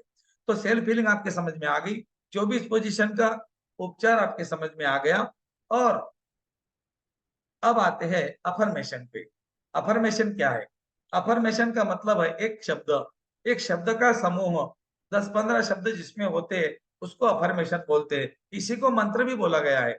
लेकिन हमारे ऋषि मुनियों ने मंत्र क्यों बोला? अगर हमारे ऋषि मुनि नहीं बोलते कि मंत्र में ताकत नहीं है, तो हम मंत्र भी नहीं बोलते। इसलिए उन्होंने बोला कि मंत्र बोलो, और वो संस्कृत में है। हाँ, ओम त्र्यंबकम यजामहे सुगंधिम पुष्टिवर्धनम उर्वारुकमेव बंधनात् मृत्यु मोक्षीमात् यमामृतात्। ये महामृत्युंजय मंत्र है, गायत्री मंत्र है। कराग्रे वस्ते लक्ष्मी कर मध्य सरस्वती कर्मणे तु गोविंदम प्रभाते कर दर्शन। उन्होंने बोला सवेरे सवेरे बोल दे ऐसा। तो हिंदी में क्या मतलब होता है? मैं धनवान हूं, मैं बुद्धिमान हूं, मैं ईश्वर की संतान हूं। सवेरे सवेरे सबकॉन्शियस माइंड में क्या गया? मैं धनवान हूं, मैं बुद्धिमान हूं, मैं ईश्वर की संतान हूं। ऋषि मुनियों ने बोला था सवेरे सवेरे राम राम बोलो, राधे राधे बोलो, प्रणाम बोलो। प्रणाम बोलने के पीछे का साइंस पता है आपको? जब आप राम राम बोलते हो, प्रणाम बोलते हो, धन्यवाद बोलते हो, राधे राधे बोलते हो, कृष्ण कृष्ण बोलते हो, आपकी जीभ तालू को लगती है। और जीभ तालू को लगने को बोलते हैं माइक्रोकॉस्मिक ऑर्बिट। इसको बोलते हैं मूलबंध। जब आपकी जीभ तालू को लगती है ना, तो आपके शरीर की ऊर्जा 1000 गुना बढ़ती है। इसीलिए सवेरे 10 लोगों को अगर आपने राम राम कर दिया, तो दिन भर की ऊर्जा आपकी बढ़ती है। इसीलिए ऋषि मुनि ने बोला था सवेरे सवेरे राम राम करो। लेकिन राम राम गया, नमस्ते आया। ये भी गया, ऐसी मुंडी हिलाना आ गया। उसके बाद में मुंडी भी नहीं हिलाते, ऐसे ऊपर के दो दांत दिखाते, हाँ मतलब नमस्ते। और अब तो मोबाइल आ गया, अब तो वो भी नहीं बोलते और लिखते भी नहीं, वहां पर एक क्लिक होती है, टिंग, हाँ नमस्ते, ऐसा। मतलब यूं भी नहीं करते, बोलते भी नहीं। तो नमस्ते का मतलब है 5 तत्वों को एक साथ जोड़ना। ये रेकी के 5 तत्व है। आज के लिए क्रोध नहीं, आज के लिए चिंता नहीं, आज सबके लिए आभार, आज सबके लिए करुणा, आज प्रत्येक काम, हर काम ईमानदारी से। ये रेकी के 5 तत्व आपके जीवन में आते हैं, और आप जीवन के ऊंचाइयों को छूने लगते हो। अफर्मेशन का मतलब है शब्दों से बना हुआ एक माला। जैसा मैं धनवान हूं, मैं बुद्धिमान हूं, मैं ईश्वर की संतान हूं, इसमें शब्द है मैं धनवान हूं। अब शब्द कैसे बना? शब्द कहां से बना? अक्षरों से।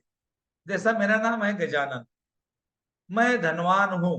धनवान शब्द है, इसमें 4 अक्षर है, ध, न, वा, न। अक्षर, सबको पता है अक्षर। अक्षर मालूम है सबको? अक्षर, अक्षर का मतलब क्या होता है? भैया कहाँ इतनी फुर्सत है हमारे पास में। हमें वो दिन भर खाना पीना ये यही चलता है, बच्चों को सुलाना।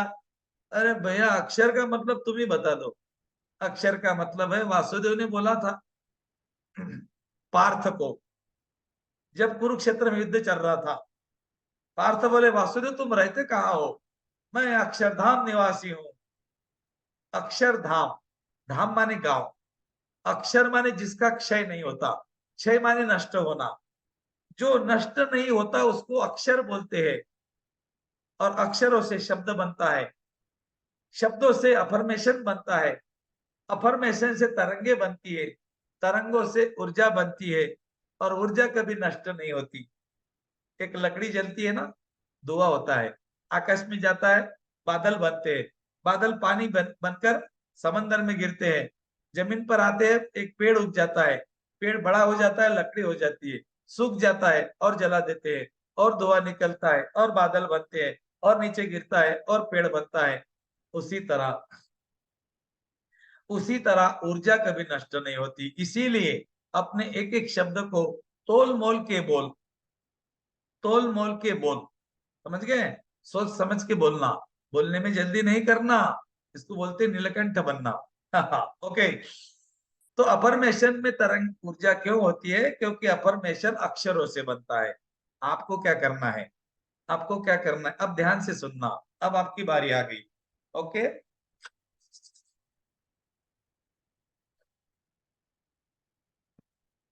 जब आप रेकी उपचार करते हो, आपको क्या करना है? मन ही मन, यहाँ पर बड़बड़ बड़बड़, अभी भी आप बड़बड़ करते हैं। हम लोग 24 घंटे बड़बड़ करते हैं।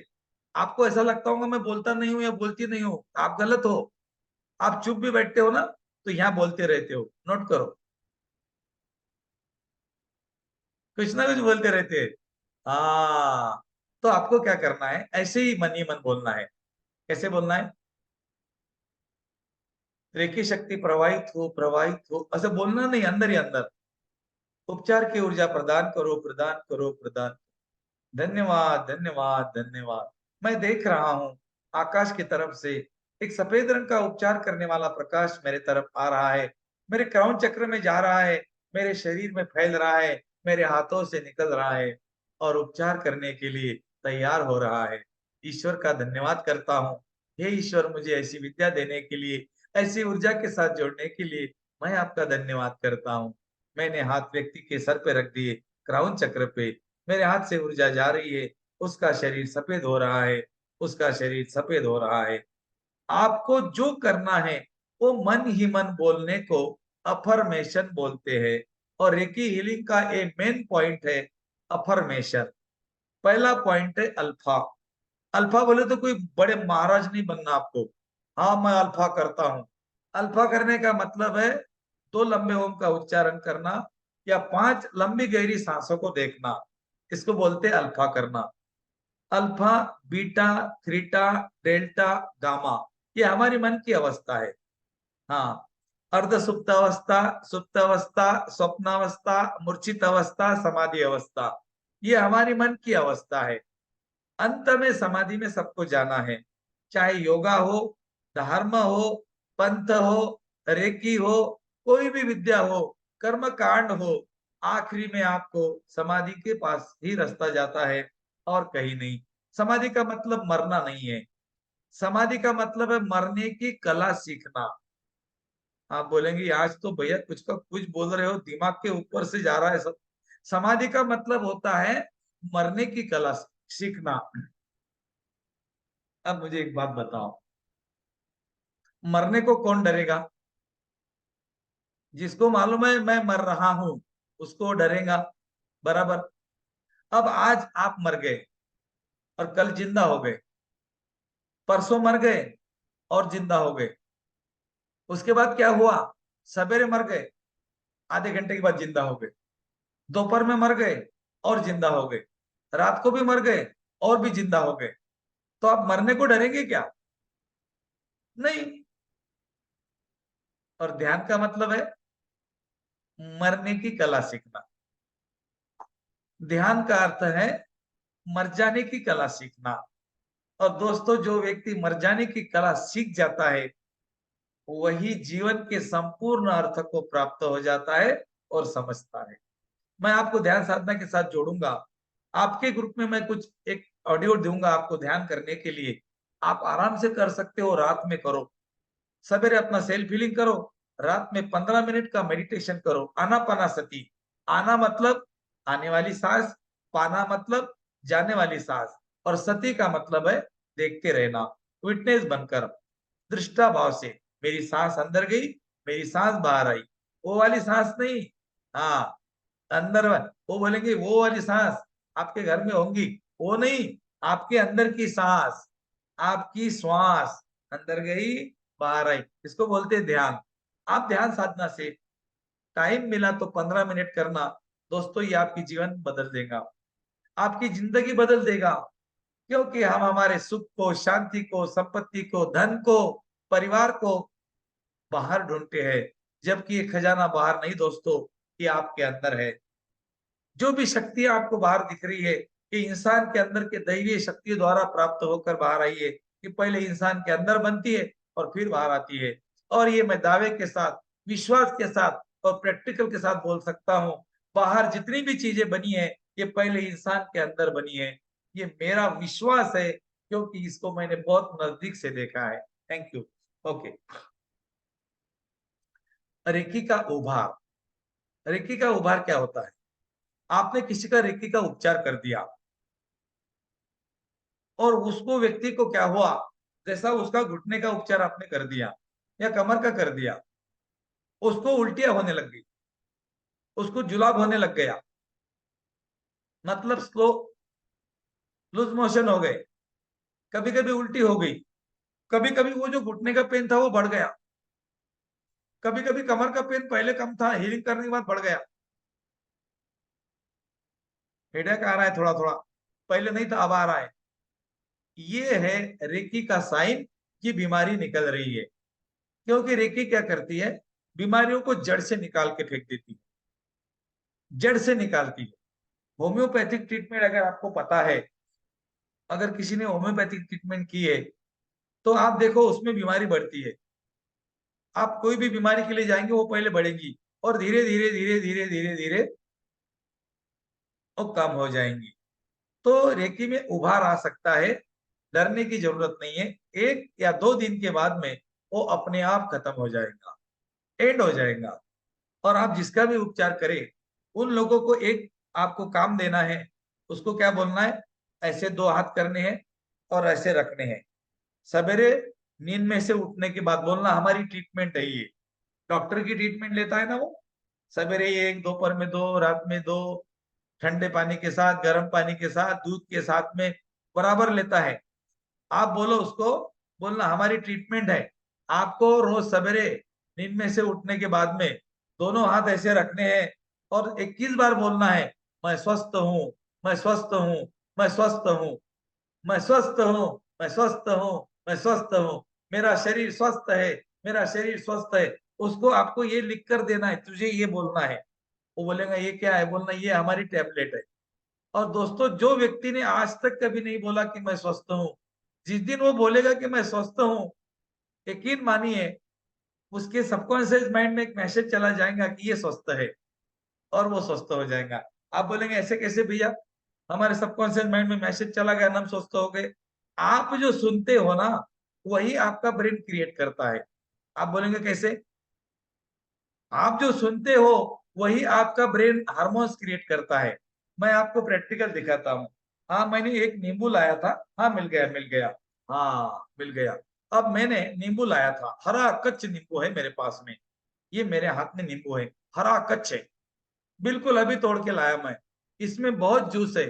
अब मैं इसको क्या करता हूँ, ध्यान से मेरे तरफ देखो सभी लोग। इसको मैंने दोनों दांतों के बीच में रखा है, हरा कच्च नींबू है। मैंने दोनों दांतों से इसको दबा दिया और दबा दिया। आहा, 50% लोगों के मुंह में पानी आया? आया। क्यों? मैंने नींबू खाया क्या? नहीं। मैंने नींबू खाया नहीं, मैंने नींबू लाया नहीं, तुम्हारे मुंह में पानी क्यों आया?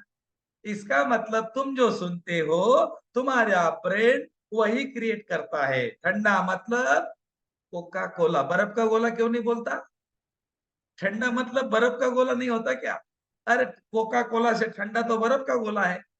कोका कोला से ठंडा तो हिमालय है। कोका कोला से ठंडा तुम्हारे फ्रिज का पानी है, फ्रीजर का। लेकिन तुम्हारे माइंड में क्या है? ठंडा मतलब कोका कोला। समझ गए? तो तुम्हारे माइंड के अंदर जो चीज बार बार बोली जाती है वो तुमको याद रहती है। मेरा शरीर स्वस्थ है, मेरा शरीर स्वस्थ है, मेरा घुटना स्वस्थ है, मेरी कमर स्वस्थ है, उसको बोलना ऐसा बोल। और जैसा वो बोलेंगे ना, वो अपने आप कम हो जाएगा।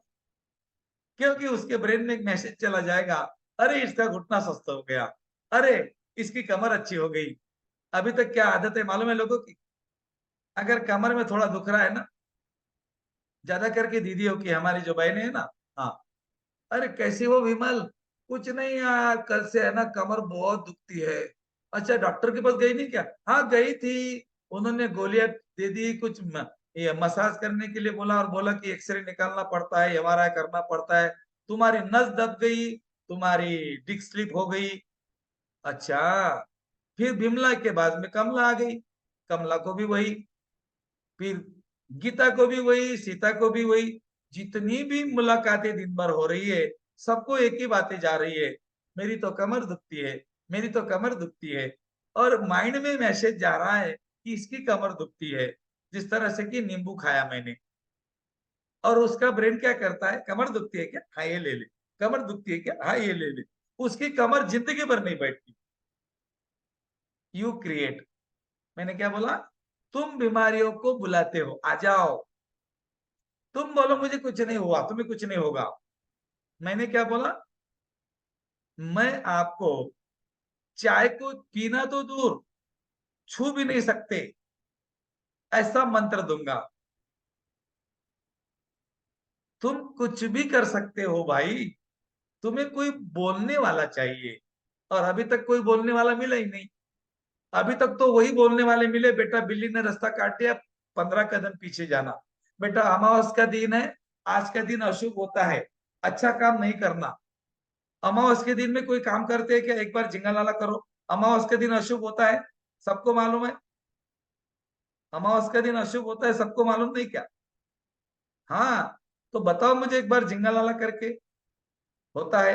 वाह वाह वाह, क्या बात है। तो मेरे भाइयों और मुझे सुनने वाले मेरे देवियों, अमावस का दिन अगर अशुभ होता है, तो दिवाली कौन से दिन की होती है? अमावस की होती है। महालक्ष्मी की पूजा करते हो दिवाली के दिन, वो चलती है। और बाकी की अमावस गलत होती है। ये धारणा है, ये हमारे बचपन से हमें दी गई धारणा है, और वही धारणा के ऊपर हम जी रहे हैं। मैं आपको बहुत अच्छा उदाहरण देता हूँ, और फिर मैं आगे आपको रेकी का एक 15 मिनट का प्रोसेस बताता हूँ। दोस्तों, एक मधुमक्खी होती है। वो मधुमक्खी को क्या करते हैं? एक प्लास्टिक के बोतल में डाल देते हैं, इसको ढक्कन लगा देते हैं। अब इसको यहाँ छेद गिराते हैं, और एक लकड़ी लेते हैं, और ये लकड़ी से उस मक्खी को टॉर्चिंग करते हैं।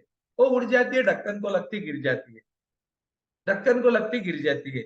उसको रोज रोज रोज रोज वही काम करते हैं। वो मक्खी उड़ जाती है, ढक्कन लगता है गिर जाती है, ढक्कन लगता है गिर जाती है, ढक्कन लगता है गिर जाती है। आप बोलेंगे भैया जल्दी बताओ ना आगे क्या है, तो पागल हो जाएंगे। बता रहा हूँ, ठहरो। एक दिन क्या होता है दोस्तों, बार बार 5-6 दिन ऐसा करने के बाद में मधुमक्खी का ऊपर का ढक्कन खोल दिया जाता है। और मधुमक्खी को टॉर्चिंग करते से ही मधुमक्खी ढक्कन तक जाती है, नीचे गिर जाती है। ढक्कन खुल रहा है लेकिन वो ऊपर नहीं उड़ती। क्यों? क्योंकि उसको पता होता है, बार बार यहाँ मार लगने के बाद में, कि इसके बाद में मेरी लिमिट नहीं है। बस, दिस इज माई लिमिट। इसके ऊपर कुछ नहीं है, ढक्कन ढक्कन ही है बस। यहाँ दुनिया खत्म, बच्चा बड़ा, शादी, 2-3 बच्चे, उसको पोते, 2-3 बीमारियां, मर जाओ, हो गया खत्म मेरी जीवन। मेरे जीवन में कुछ नहीं, यही है। ढक्कन तक जाना है, नीचे गिरना है, ढक्कन तक जाना है, गिरना है, पड़ोसी मरता है, वो मरता है, रिश्तेदार मर रहे हैं, सारी दुनिया अभी तक मरते आ रही भैया। मैं तुम्हारे लिए इसलिए बोल रहा हूँ, you are not normal, you are fifth dimension soul. तुम 5वें डायमेंशन की सोल हो। तुमको पता है 5वां डायमेंशन क्या है? पढ़ लेना यूट्यूब पे जाके, दिमाग हिल जाएगा। आने वाली दुनिया फिफ्थ डायमेंशन है, जिसको क्वांटम दुनिया बोलते, क्वांटम फिजिक्स। कोई किसी को दिखेगा नहीं, रहेंगे सब लोग। अभी भी है, अभी भी है। उसको बोलते हैं एंजल्स। थर्ड लेवल में सिखाता हूँ, दिखाता हूँ, बात कराता हूँ, कोई भी बात प्रैक्टिकल के साथ। ओके। तो ये जो हमारी जो दुनिया है, ये सूक्ष्म जगत की दुनिया, वो सूक्ष्म जगत की दुनिया एंजल की दुनिया है। और रेकी में एंजल्स के ऊपर हम लोग काम करते हैं। हमारे पास 2 एंजल्स है, हम मिलते हैं उनको, है ना, इस तरह से सब कुछ बताते पूरा साइंस के साथ। तो अभी आप लोग समझ गए कि वो मधुमक्खी जिस तरह समझ रही थी कि मेरी लिमिट यही है, हमने भी हमारी लिमिट बांध रखी है। भैया सवेरे उठना है, मस्त ब्रश करना है झक झक करके, कड़क कड़क चाय पीना है, नहीं तो कॉफी, मुझे तो कॉफी चाहिए।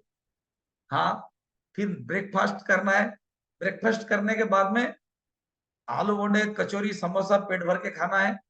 12-1 बजे खाना खाना है, मिठाई खानी है, धमका खाना है।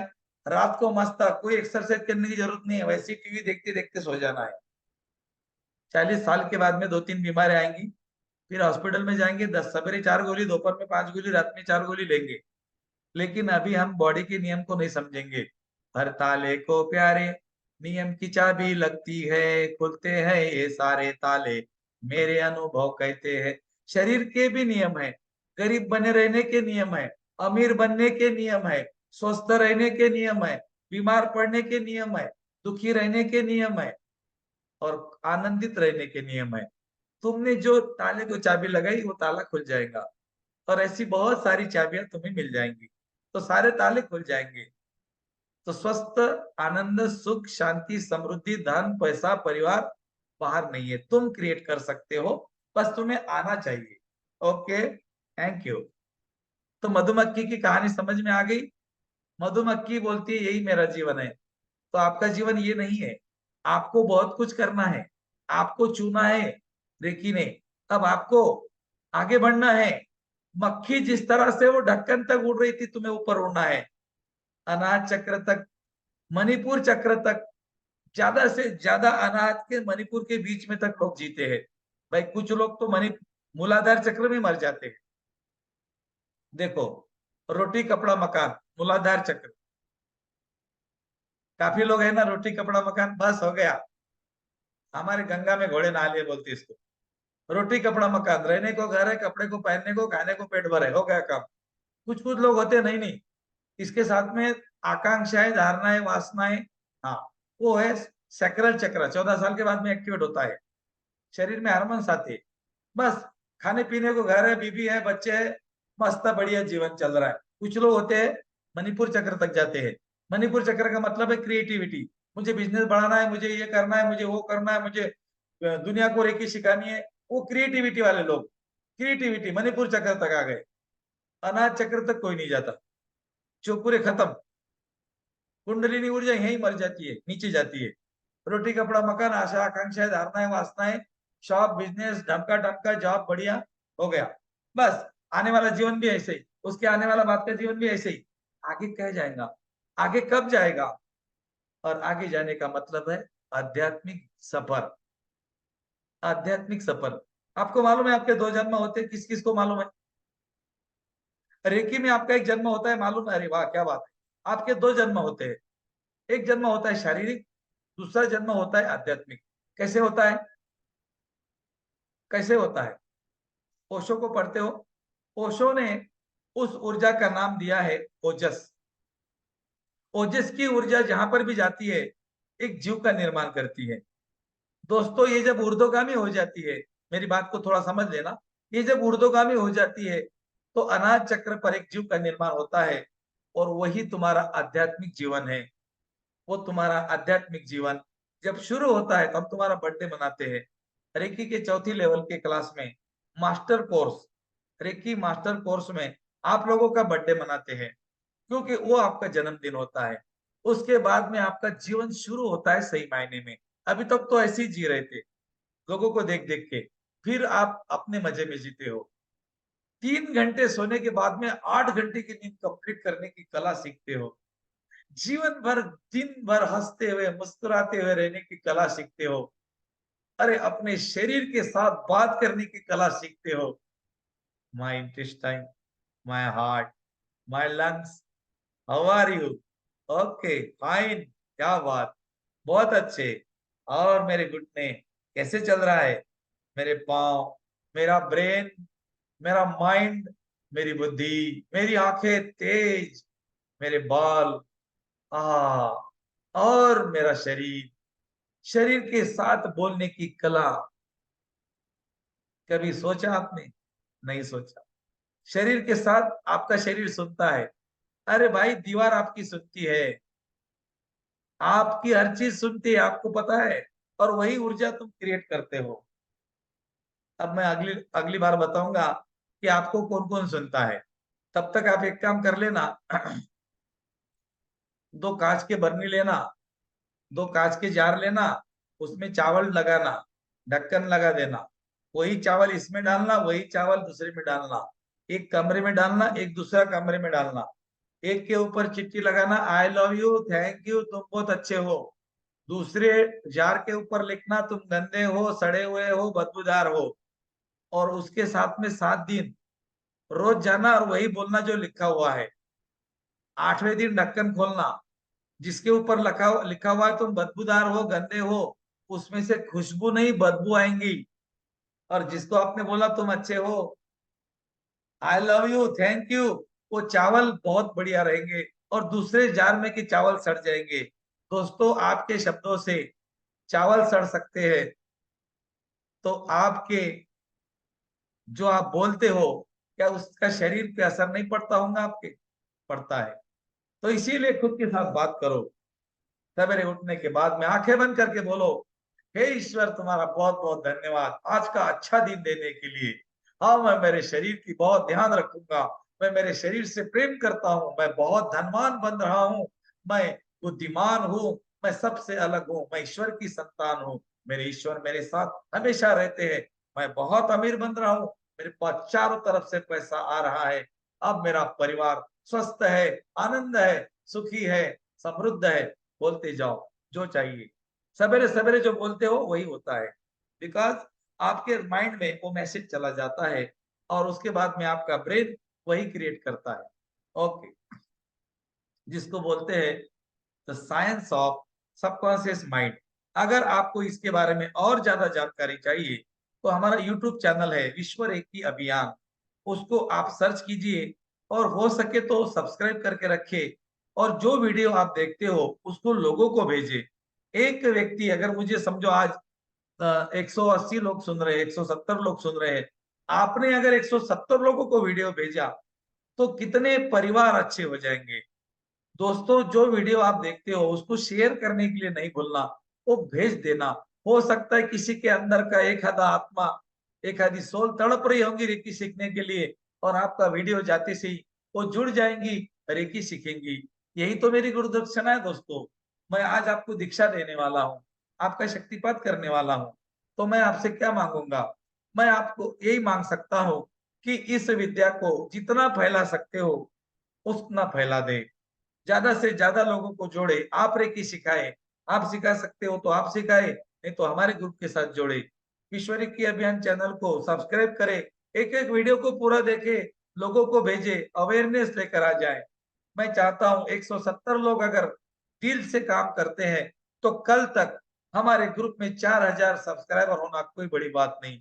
बस मुझे हमारे विश्व रेकी अभियान को 30 लोगों की जरूरत है। अब 4000 हमारे सब्सक्राइबर होने वाले हैं। दोस्तों ये मेरा सफर 2 महीने से शुरू हो गया है। ये जो सफर मेरा यूट्यूब का है ये 2 ढाई महीने से शुरू हो गया, इसको ज्यादा टाइम नहीं हो गया। और दोस्तों इतने कम दिनों में 40,000 प्लस लोग रोज यूट्यूब को देखते हैं। ये अचीवमेंट मुझे मिलने का एक ही कारण है कि मैं आपको जो भी सिखाता हूँ, मैं आपको जो भी देता हूँ, तड़प तड़प के मेरी आत्मा तड़प तड़प के मेरे मुंह को झाग आता है, फिर भी मैं चुप नहीं बैठता हूँ। और उसके पीछे का मेरा एक ही उद्देश्य होता है कि मुझे सुनने वाला हर व्यक्ति वो रेकी का मास्टर बने और वो लोगों को रेकी सिखाए। ज्योत से ज्योत जलाते चलो, प्रेम की गंगा बहाते चलो, राह में आए जो दीन दुखी सबको गले से लगाते चलो। सबका उपचार करना आप लोगों को। Okay, thank you. अब रेकी का उपचार करने के लिए मैंने आपको जो बोला था उसको मैं सिर्फ रिपीट कर रहा हूँ। सबसे पहले अपनी खुद की चार्जिंग करनी है, मतलब हाथों को चार्ज करना, इसको चार्जिंग बोलते हैं। दूसरा काम है आवाहन करना, रेकी शक्ति प्रवाहित हो और उपचार करो, 3 बार बोलना। उसके बाद है धन्यवाद बोलना। उसके बाद अपने हाथ अपने तरफ करना और खुद को सफेद रंग के बॉल में देखना। ये हमारा पहला चरण, पहला पार्ट खत्म हो गया। अब दूसरा पार्ट है व्यक्ति की रेकी करना। सबसे पहले ओरा क्लींज करना, नमक के पानी में डालना, नमक के पानी को काला देखना, अग्नि में डालना, अग्नि को जलता हुआ देखना, काले रंग का धुआं निकलता हुआ देखना, या फिर आप धरती में डालना तो धरती के अंदर जाता हुआ और विलीन होता हुआ देखना। जहां पर भी डालेंगे उसको शुद्ध करना। ये हमारा दूसरा चरण। उसके बाद में उसके बॉडी की रेकी करना। पहले शरीर को व्हाइट देखना, फिर शरीर को पिंक देखना, फिर शरीर को व्हाइट देखना। पहले चौकुरे डालना, व्हाइट देखना, सेहकी डालना, पिंक देखना, बाद में और एक चौकुरे डालना, व्हाइट देखना। इसको बोलते हैं 1 2 1। 1 2 1 रेकी करना। 1 माने चौकुरे, 2 माने सेहकी, 1 माने चौकुरे। चौकुरे सेहकी चौकुरे, तो इसको बोलते हैं 1 to 1 रेकी करना। दोस्तों मैंने आपको बोला था व्यक्ति के शरीर को ऊपर से लेकर नीचे तक पहले सफेद देखो, और पिंक कलर का जो कलर है बैलेंसिंग का ऊर्जा, वो नीचे के पाव से ऊपर देखो। ये मैंने ऐसा क्यों बोला, एक छोटा सा उदाहरण देता हूँ। देखो, आपके घर के ऊपर पानी की टंकी है, पानी की टंकी को आपको साफ करना है और पानी भरना है, तो सबसे पहले आप लोग क्या करेंगे, आप टंकी को बाहर से धोएंगे। इसको बोलते हैं ओरा क्लींजिंग करना, मतलब टंकी को बाहर से आप धोएंगे, राइट। दूसरी चीज, अब आपको टंकी को अंदर से धोना है तो आप ऊपर से धोएंगे, ऊपर से नीचे की तरफ धोते धोते धोते धोते जाएंगे और ढक्कन खोल देंगे, पानी बाहर चला जाएगा। मतलब व्यक्ति के शरीर को तुमने white white white white white देखा। अब दोस्तों संतुलन, संतुलन का मतलब है बैलेंसिंग करना, अपने टंकी के भाषा में पानी भरना। अब आपने मोटर शुरू कर दी, आप देखो पानी कैसे नीचे जाएगा, ऊपर कैसे आएगा, नीचे से ऊपर आएगा ना भाई। पहले बॉटम में जाएगा, फिर ऊपर फिर ऊपर फिर ऊपर, पांव गुलाबी, घुटने गुलाबी, कमर गुलाबी, छाती गुलाबी, पेट गुलाबी, ऊपर ऊपर बैलेंसिंग। और उसके बाद में ये उपचार जारी रहे, ये उपचार जारी रहे, ये उपचार जारी रहे, ये ढक्कन लगा रहे, ये ढक्कन लगा रहे, ये ढक्कन लगा रहे। पानी की टंकी को ढक्कन लगा दिया। तो किसी का भी रेकी का उपचार करना है तो पानी की टंकी का उदाहरण ध्यान में रखना। पहले टंकी को बाहर से साफ करना, फिर टंकी को अंदर से साफ करना, फिर टंकी के अंदर पानी भरना, पानी गुलाबी कलर का है, उसके बाद में टंकी को ढक्कन लगाना। और इसके बाद में वो व्यक्ति के जो पर्टिकुलर ऑर्गन्स होता है उसके ऊपर हाथ रखना। पहले व्हाइट देखना, फिर पिंक देखना, फिर व्हाइट देखना। रेकी का उपचार एंड, नाभि के सामने कट करना। इतना उपचार आपको किसी का भी करना है, आप सिंबल के साथ उपचार कर सकते हो कल के बाद। Okay, thank you. अब हम शक्तिपात का प्रयोग करने जा रहे हैं। सभी लोगों को एक गिलास पानी पीकर बैठना है, कमरे की रोशनी को धीमा करना है, चश्मा उतार कर रखना है, पालथी मारकर बैठ सकते हो, सोफे पर बैठ सकते हो, चेयर पर बैठ सकते हो, बेड पर बैठ सकते हो, जहां पर भी बैठे कंफर्टेबल बैठना है। कमरे की रोशनी धीमी कर दो, आधा गिलास 1 गिलास पानी पी लो,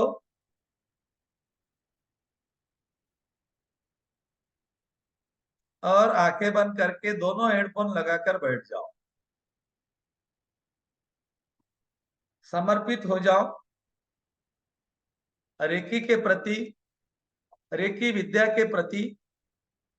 जो भी होगा मेरे लिए अच्छा होगा।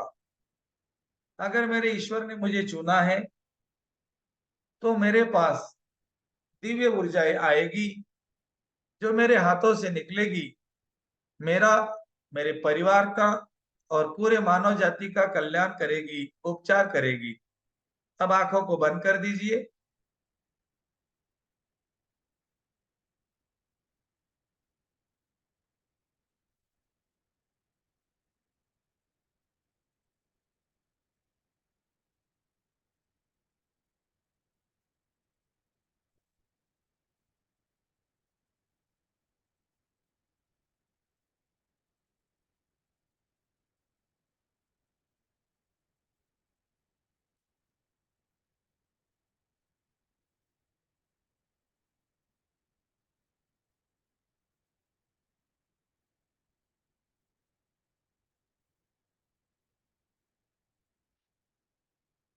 आंखों को बंद कर दिया आपने। अब एक लंबी सांस अंदर लीजिए और धीरे से बाहर। और एक लंबी सांस अंदर और पूरे शरीर को ढीला छोड़ते हुए बाहर। शरीर का रेशा रेशा शांत हो रहा है। लंबी और गहरी सांस लेते रहे। हर सांस के साथ बदन को और ढीला छोड़ दे और आरामदायक अवस्था में चले जाएं। हर सांस के साथ आपका शरीर ढीला पड़ रहा है, ढीला पड़ रहा है, ढीला पड़ रहा है।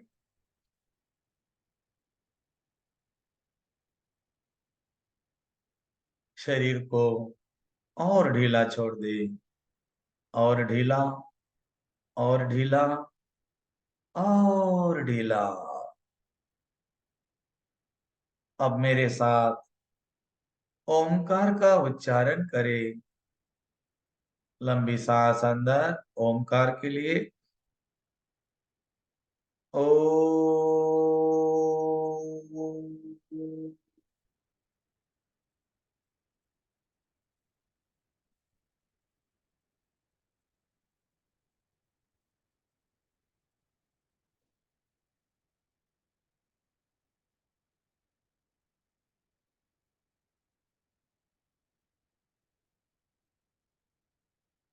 ओमकार की तरंगे, ओमकार की लहरें आपके शरीर को ऊर्जावान कर रही है और आपका शरीर शांत और अधिक शांत होता जा रहा है।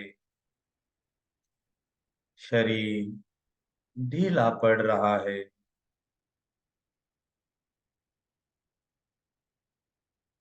शरीर के साथ साथ मांसपेशियां विश्राम कर रही है और आपका मन गहन ध्यान में उतरता चला जा रहा है, डूबता चला जा रहा है।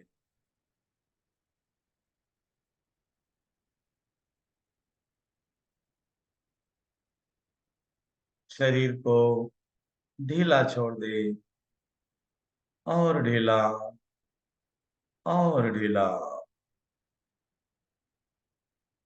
अब हर सांस को देखना शुरू करें। देखें आपकी सांस अंदर आ रही है और बाहर जा रही है। ये सांस अंदर आ रही है और बाहर जा रही है। अपने सांसों को देखते रहे, देखते रहे, देखते रहे। देखते देखते मन शांत हो रहा है। मन शांत हो रहा है। मन शांत हो गया है। आपका शरीर शिथिल हो रहा है, स्थिर हो रहा है।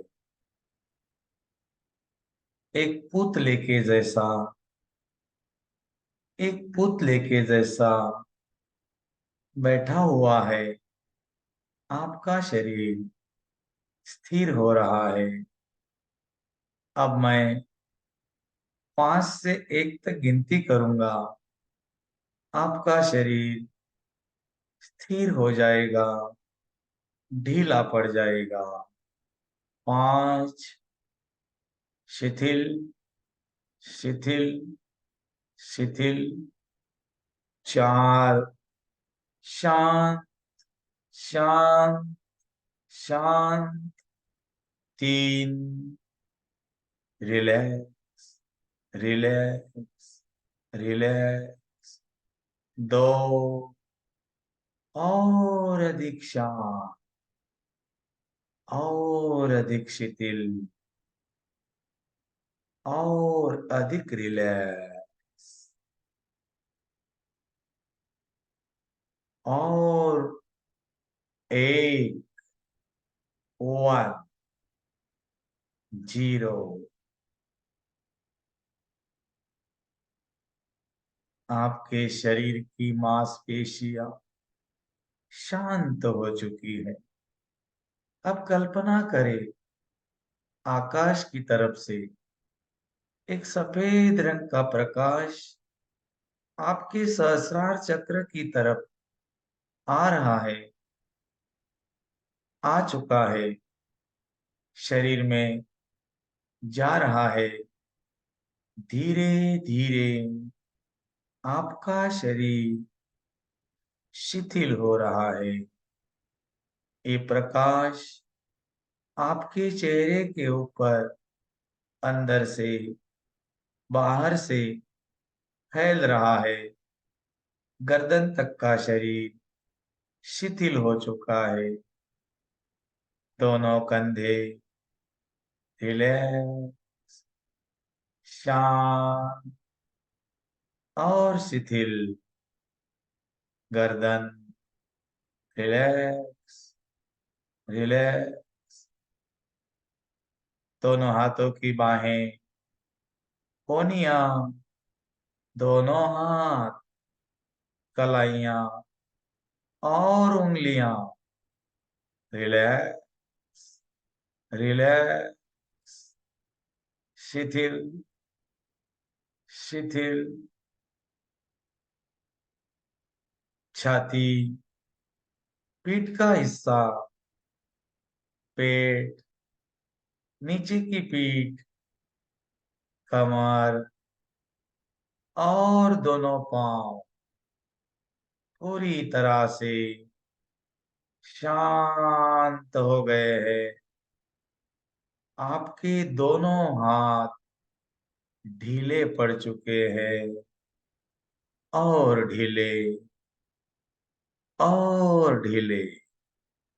दोनों पैर, पैर की उंगलियां पूरी तरह से रिलैक्स हो गई है। और आपका हाथ आप उठा नहीं सकते, इतना वजनदार हो गया है। आपका शरीर पुतला हो गया है, स्टैचू बन गया है। अब आप मेरे साथ अपनी दिव्य शक्तियों को सक्रिय करने के लिए तैयार। इस ब्रह्मांड की सारी दिव्य शक्तियां आपके ऊपर प्रवाहित हो रही है, जो आपके चक्रों में जा रही है, चक्रों को क्लींज कर रही है, आभा मंडल में जा रही है, आभा मंडल में से और चक्रों में से नेगेटिव ऊर्जा निकल रही है, आकाश के तरफ जा रही है, विलीन हो रही है। धीरे धीरे आपका पूरा शरीर शांत हो गया है।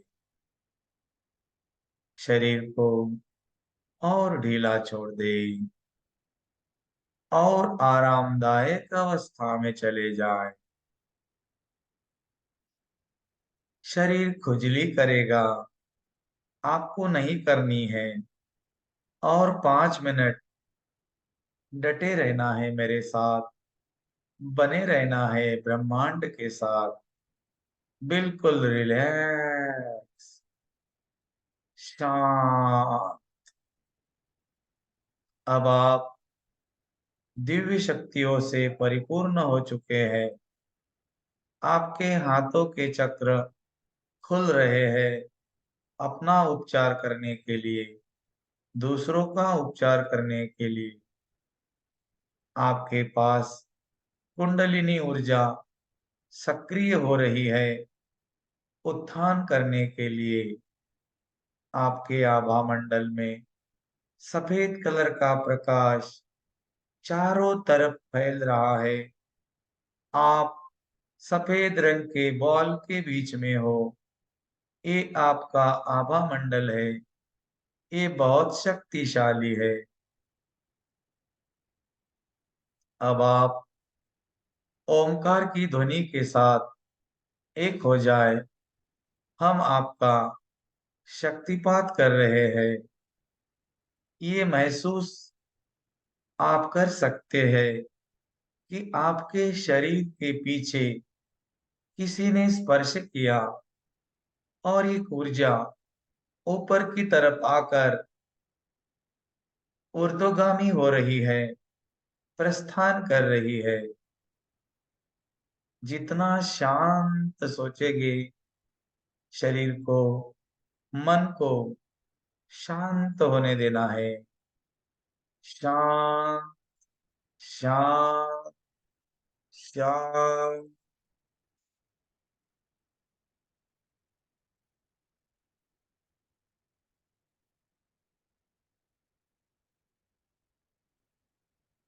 जितने लोग मुझे सुन रहे हैं, मेरी चेतना आपके साथ एक हो रही है। ओंकार की ध्वनि के साथ हम सब लोग एक ही जगह मौजूद हो रहे हैं। ओंकार को सुनना है, बाहर का कुछ भी नहीं सुनना। आने वाले 5 मिनट तक ओंकार के साथ एक हो जाना है। ओ।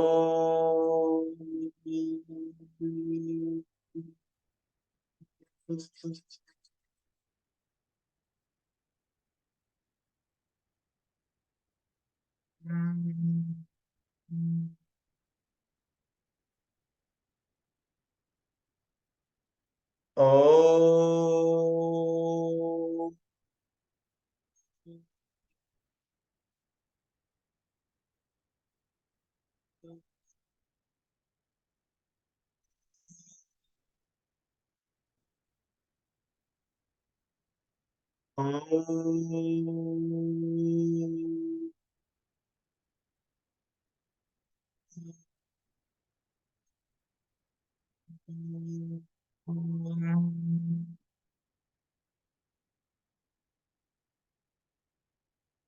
शांति।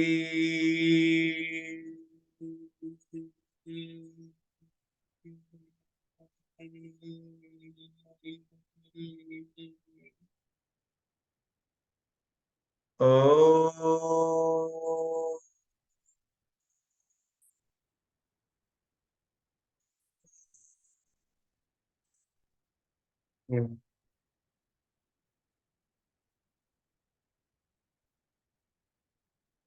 ओम शांति। शांति। शांति। हे साधक, तुम देवी शक्ति से परिपूर्ण हो चुके हो। इसके बाद तुम जब भी मेरा आवाहन करेंगे, ये ब्रह्मांड की देवी शक्ति है, मैं तुम्हारे साथ उपचार करने के लिए ब्रह्मांड से आ रही हूँ और तुम्हारे हाथों से निकल रही हूँ। तुम और मैं एक ही है। हमारी पहचान नहीं थी, अब हमारी पहचान हो चुकी है। मेरा स्वरूप अथाह सागर है। मेरी शक्तियां अनंत है और मैं ये सारी शक्तियां आज तुम्हें प्रदान कर देती हूँ। तथास्तु, तथास्तु, तथास्तु।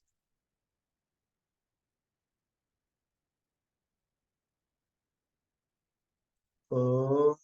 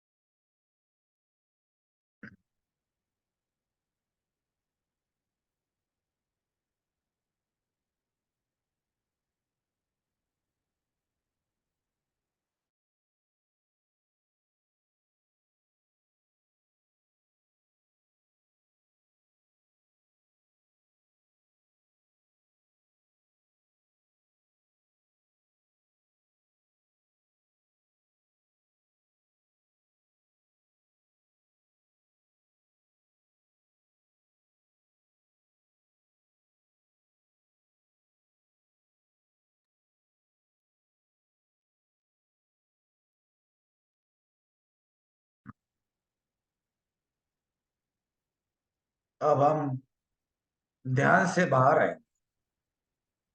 आपके सारे चक्र सक्रिय हो चुके हैं। आपके आभा मंडल शक्तिशाली हो चुके हैं। आपके हाथों के चक्र ओपन हो चुके हैं। अभी मैं 1 से लेकर 5 की गिनती करूंगा। जैसे मैं 5 कहूंगा और एक ताली बजाऊंगा, आप स्वाभाविक चेतना में आएंगे, तरोताजा, जिनके हाथों के चक्र खुले हुए उपचार करने के लिए। 1, अपने कमरे को महसूस करें जहां पर आप बैठे हो। आपके राइट में क्या था, लेफ्ट में क्या था, महसूस करें आप कहाँ पर बैठे हो। 2, अपने घर को महसूस करें, अपने मोहल्ले को महसूस करें, अपने शहर को महसूस करें। 3, वातावरण पर्यावरण को महसूस करें, बाहर की हवाओं को, वातावरण को महसूस करें, बाहर की आवाजों को। और अब महसूस करें अपने शरीर को और देखें अपने पाँव के अंगूठे को। थोड़ा सा हिलाए, और थोड़ा, और थोड़ा। बहुत बढ़िया। हाथ की उंगली हिलाकर देखें। अब हाथ की उंगली हिलेगी। बहुत बढ़िया। और जैसे मैं 5 कहूंगा, 5 कहूंगा, आप स्वाभाविक चेतना में आएंगे, ऊर्जा के साथ, तरोताजा होकर। And 5, welcome back, come back. दोनों हाथों को रब करना है, आराम से अपने आंखों पर रख देना है।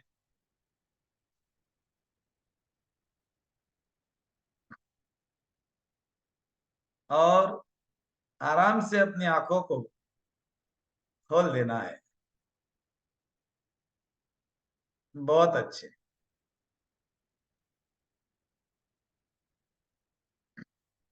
मेरे साथ इस महाविधि का हिस्सा बनने के लिए मैं आपका धन्यवाद करता हूँ, और मैं मेरे ईश्वर को धन्यवाद देता हूँ, उन्होंने मुझे माध्यम बनाया। अभी आप 2 सिंबल का उपचार कर सकते हैं, किसी को भी हीलिंग दे सकते हैं। काफी लोगों का ध्यान बहुत अच्छा लगा था, काफी लोगों को खुजलियां हो रही थी, है ना? तेजश्री बंसली, आपको खुजलियां हो रही थी? Thank you sir.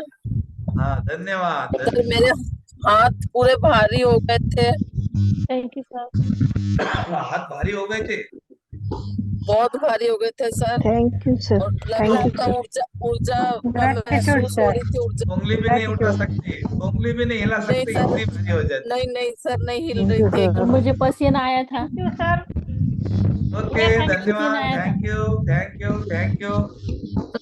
मध्ये मला आवाज येत नव्हता, त्यामुळे माझं जरा थोडं चुकलं थोडस। पूरी पीठ पर भी आती है, पीली बोलते जैसे कि कुछ नहीं का। बहुत बहुत मुझे धन्यवाद। हल्कापन लगा। अच्छा, थैंक यू सर। अभी आप लोगों को अभी आप लोगों को क्या करना है? गुरुजी झटके जैसे आ रहे थे बीच बीच में। कोई बात नहीं, कोई बात नहीं। अब कम हो गया। सबका और शक्तिपात, जिन्होंने मुझे आवाज सुनी है मेरी, जिन्होंने भी मेरी आवाज सुनी है, उन लोगों का शक्तिपात हो चुका है। आपको नींद नहीं आती है, आपको ऐसा लग रहा होगा मुझे नींद आती है, किसी को नींद नहीं आती। ये मन की अवस्था है, अल्फा बीटा थीटा।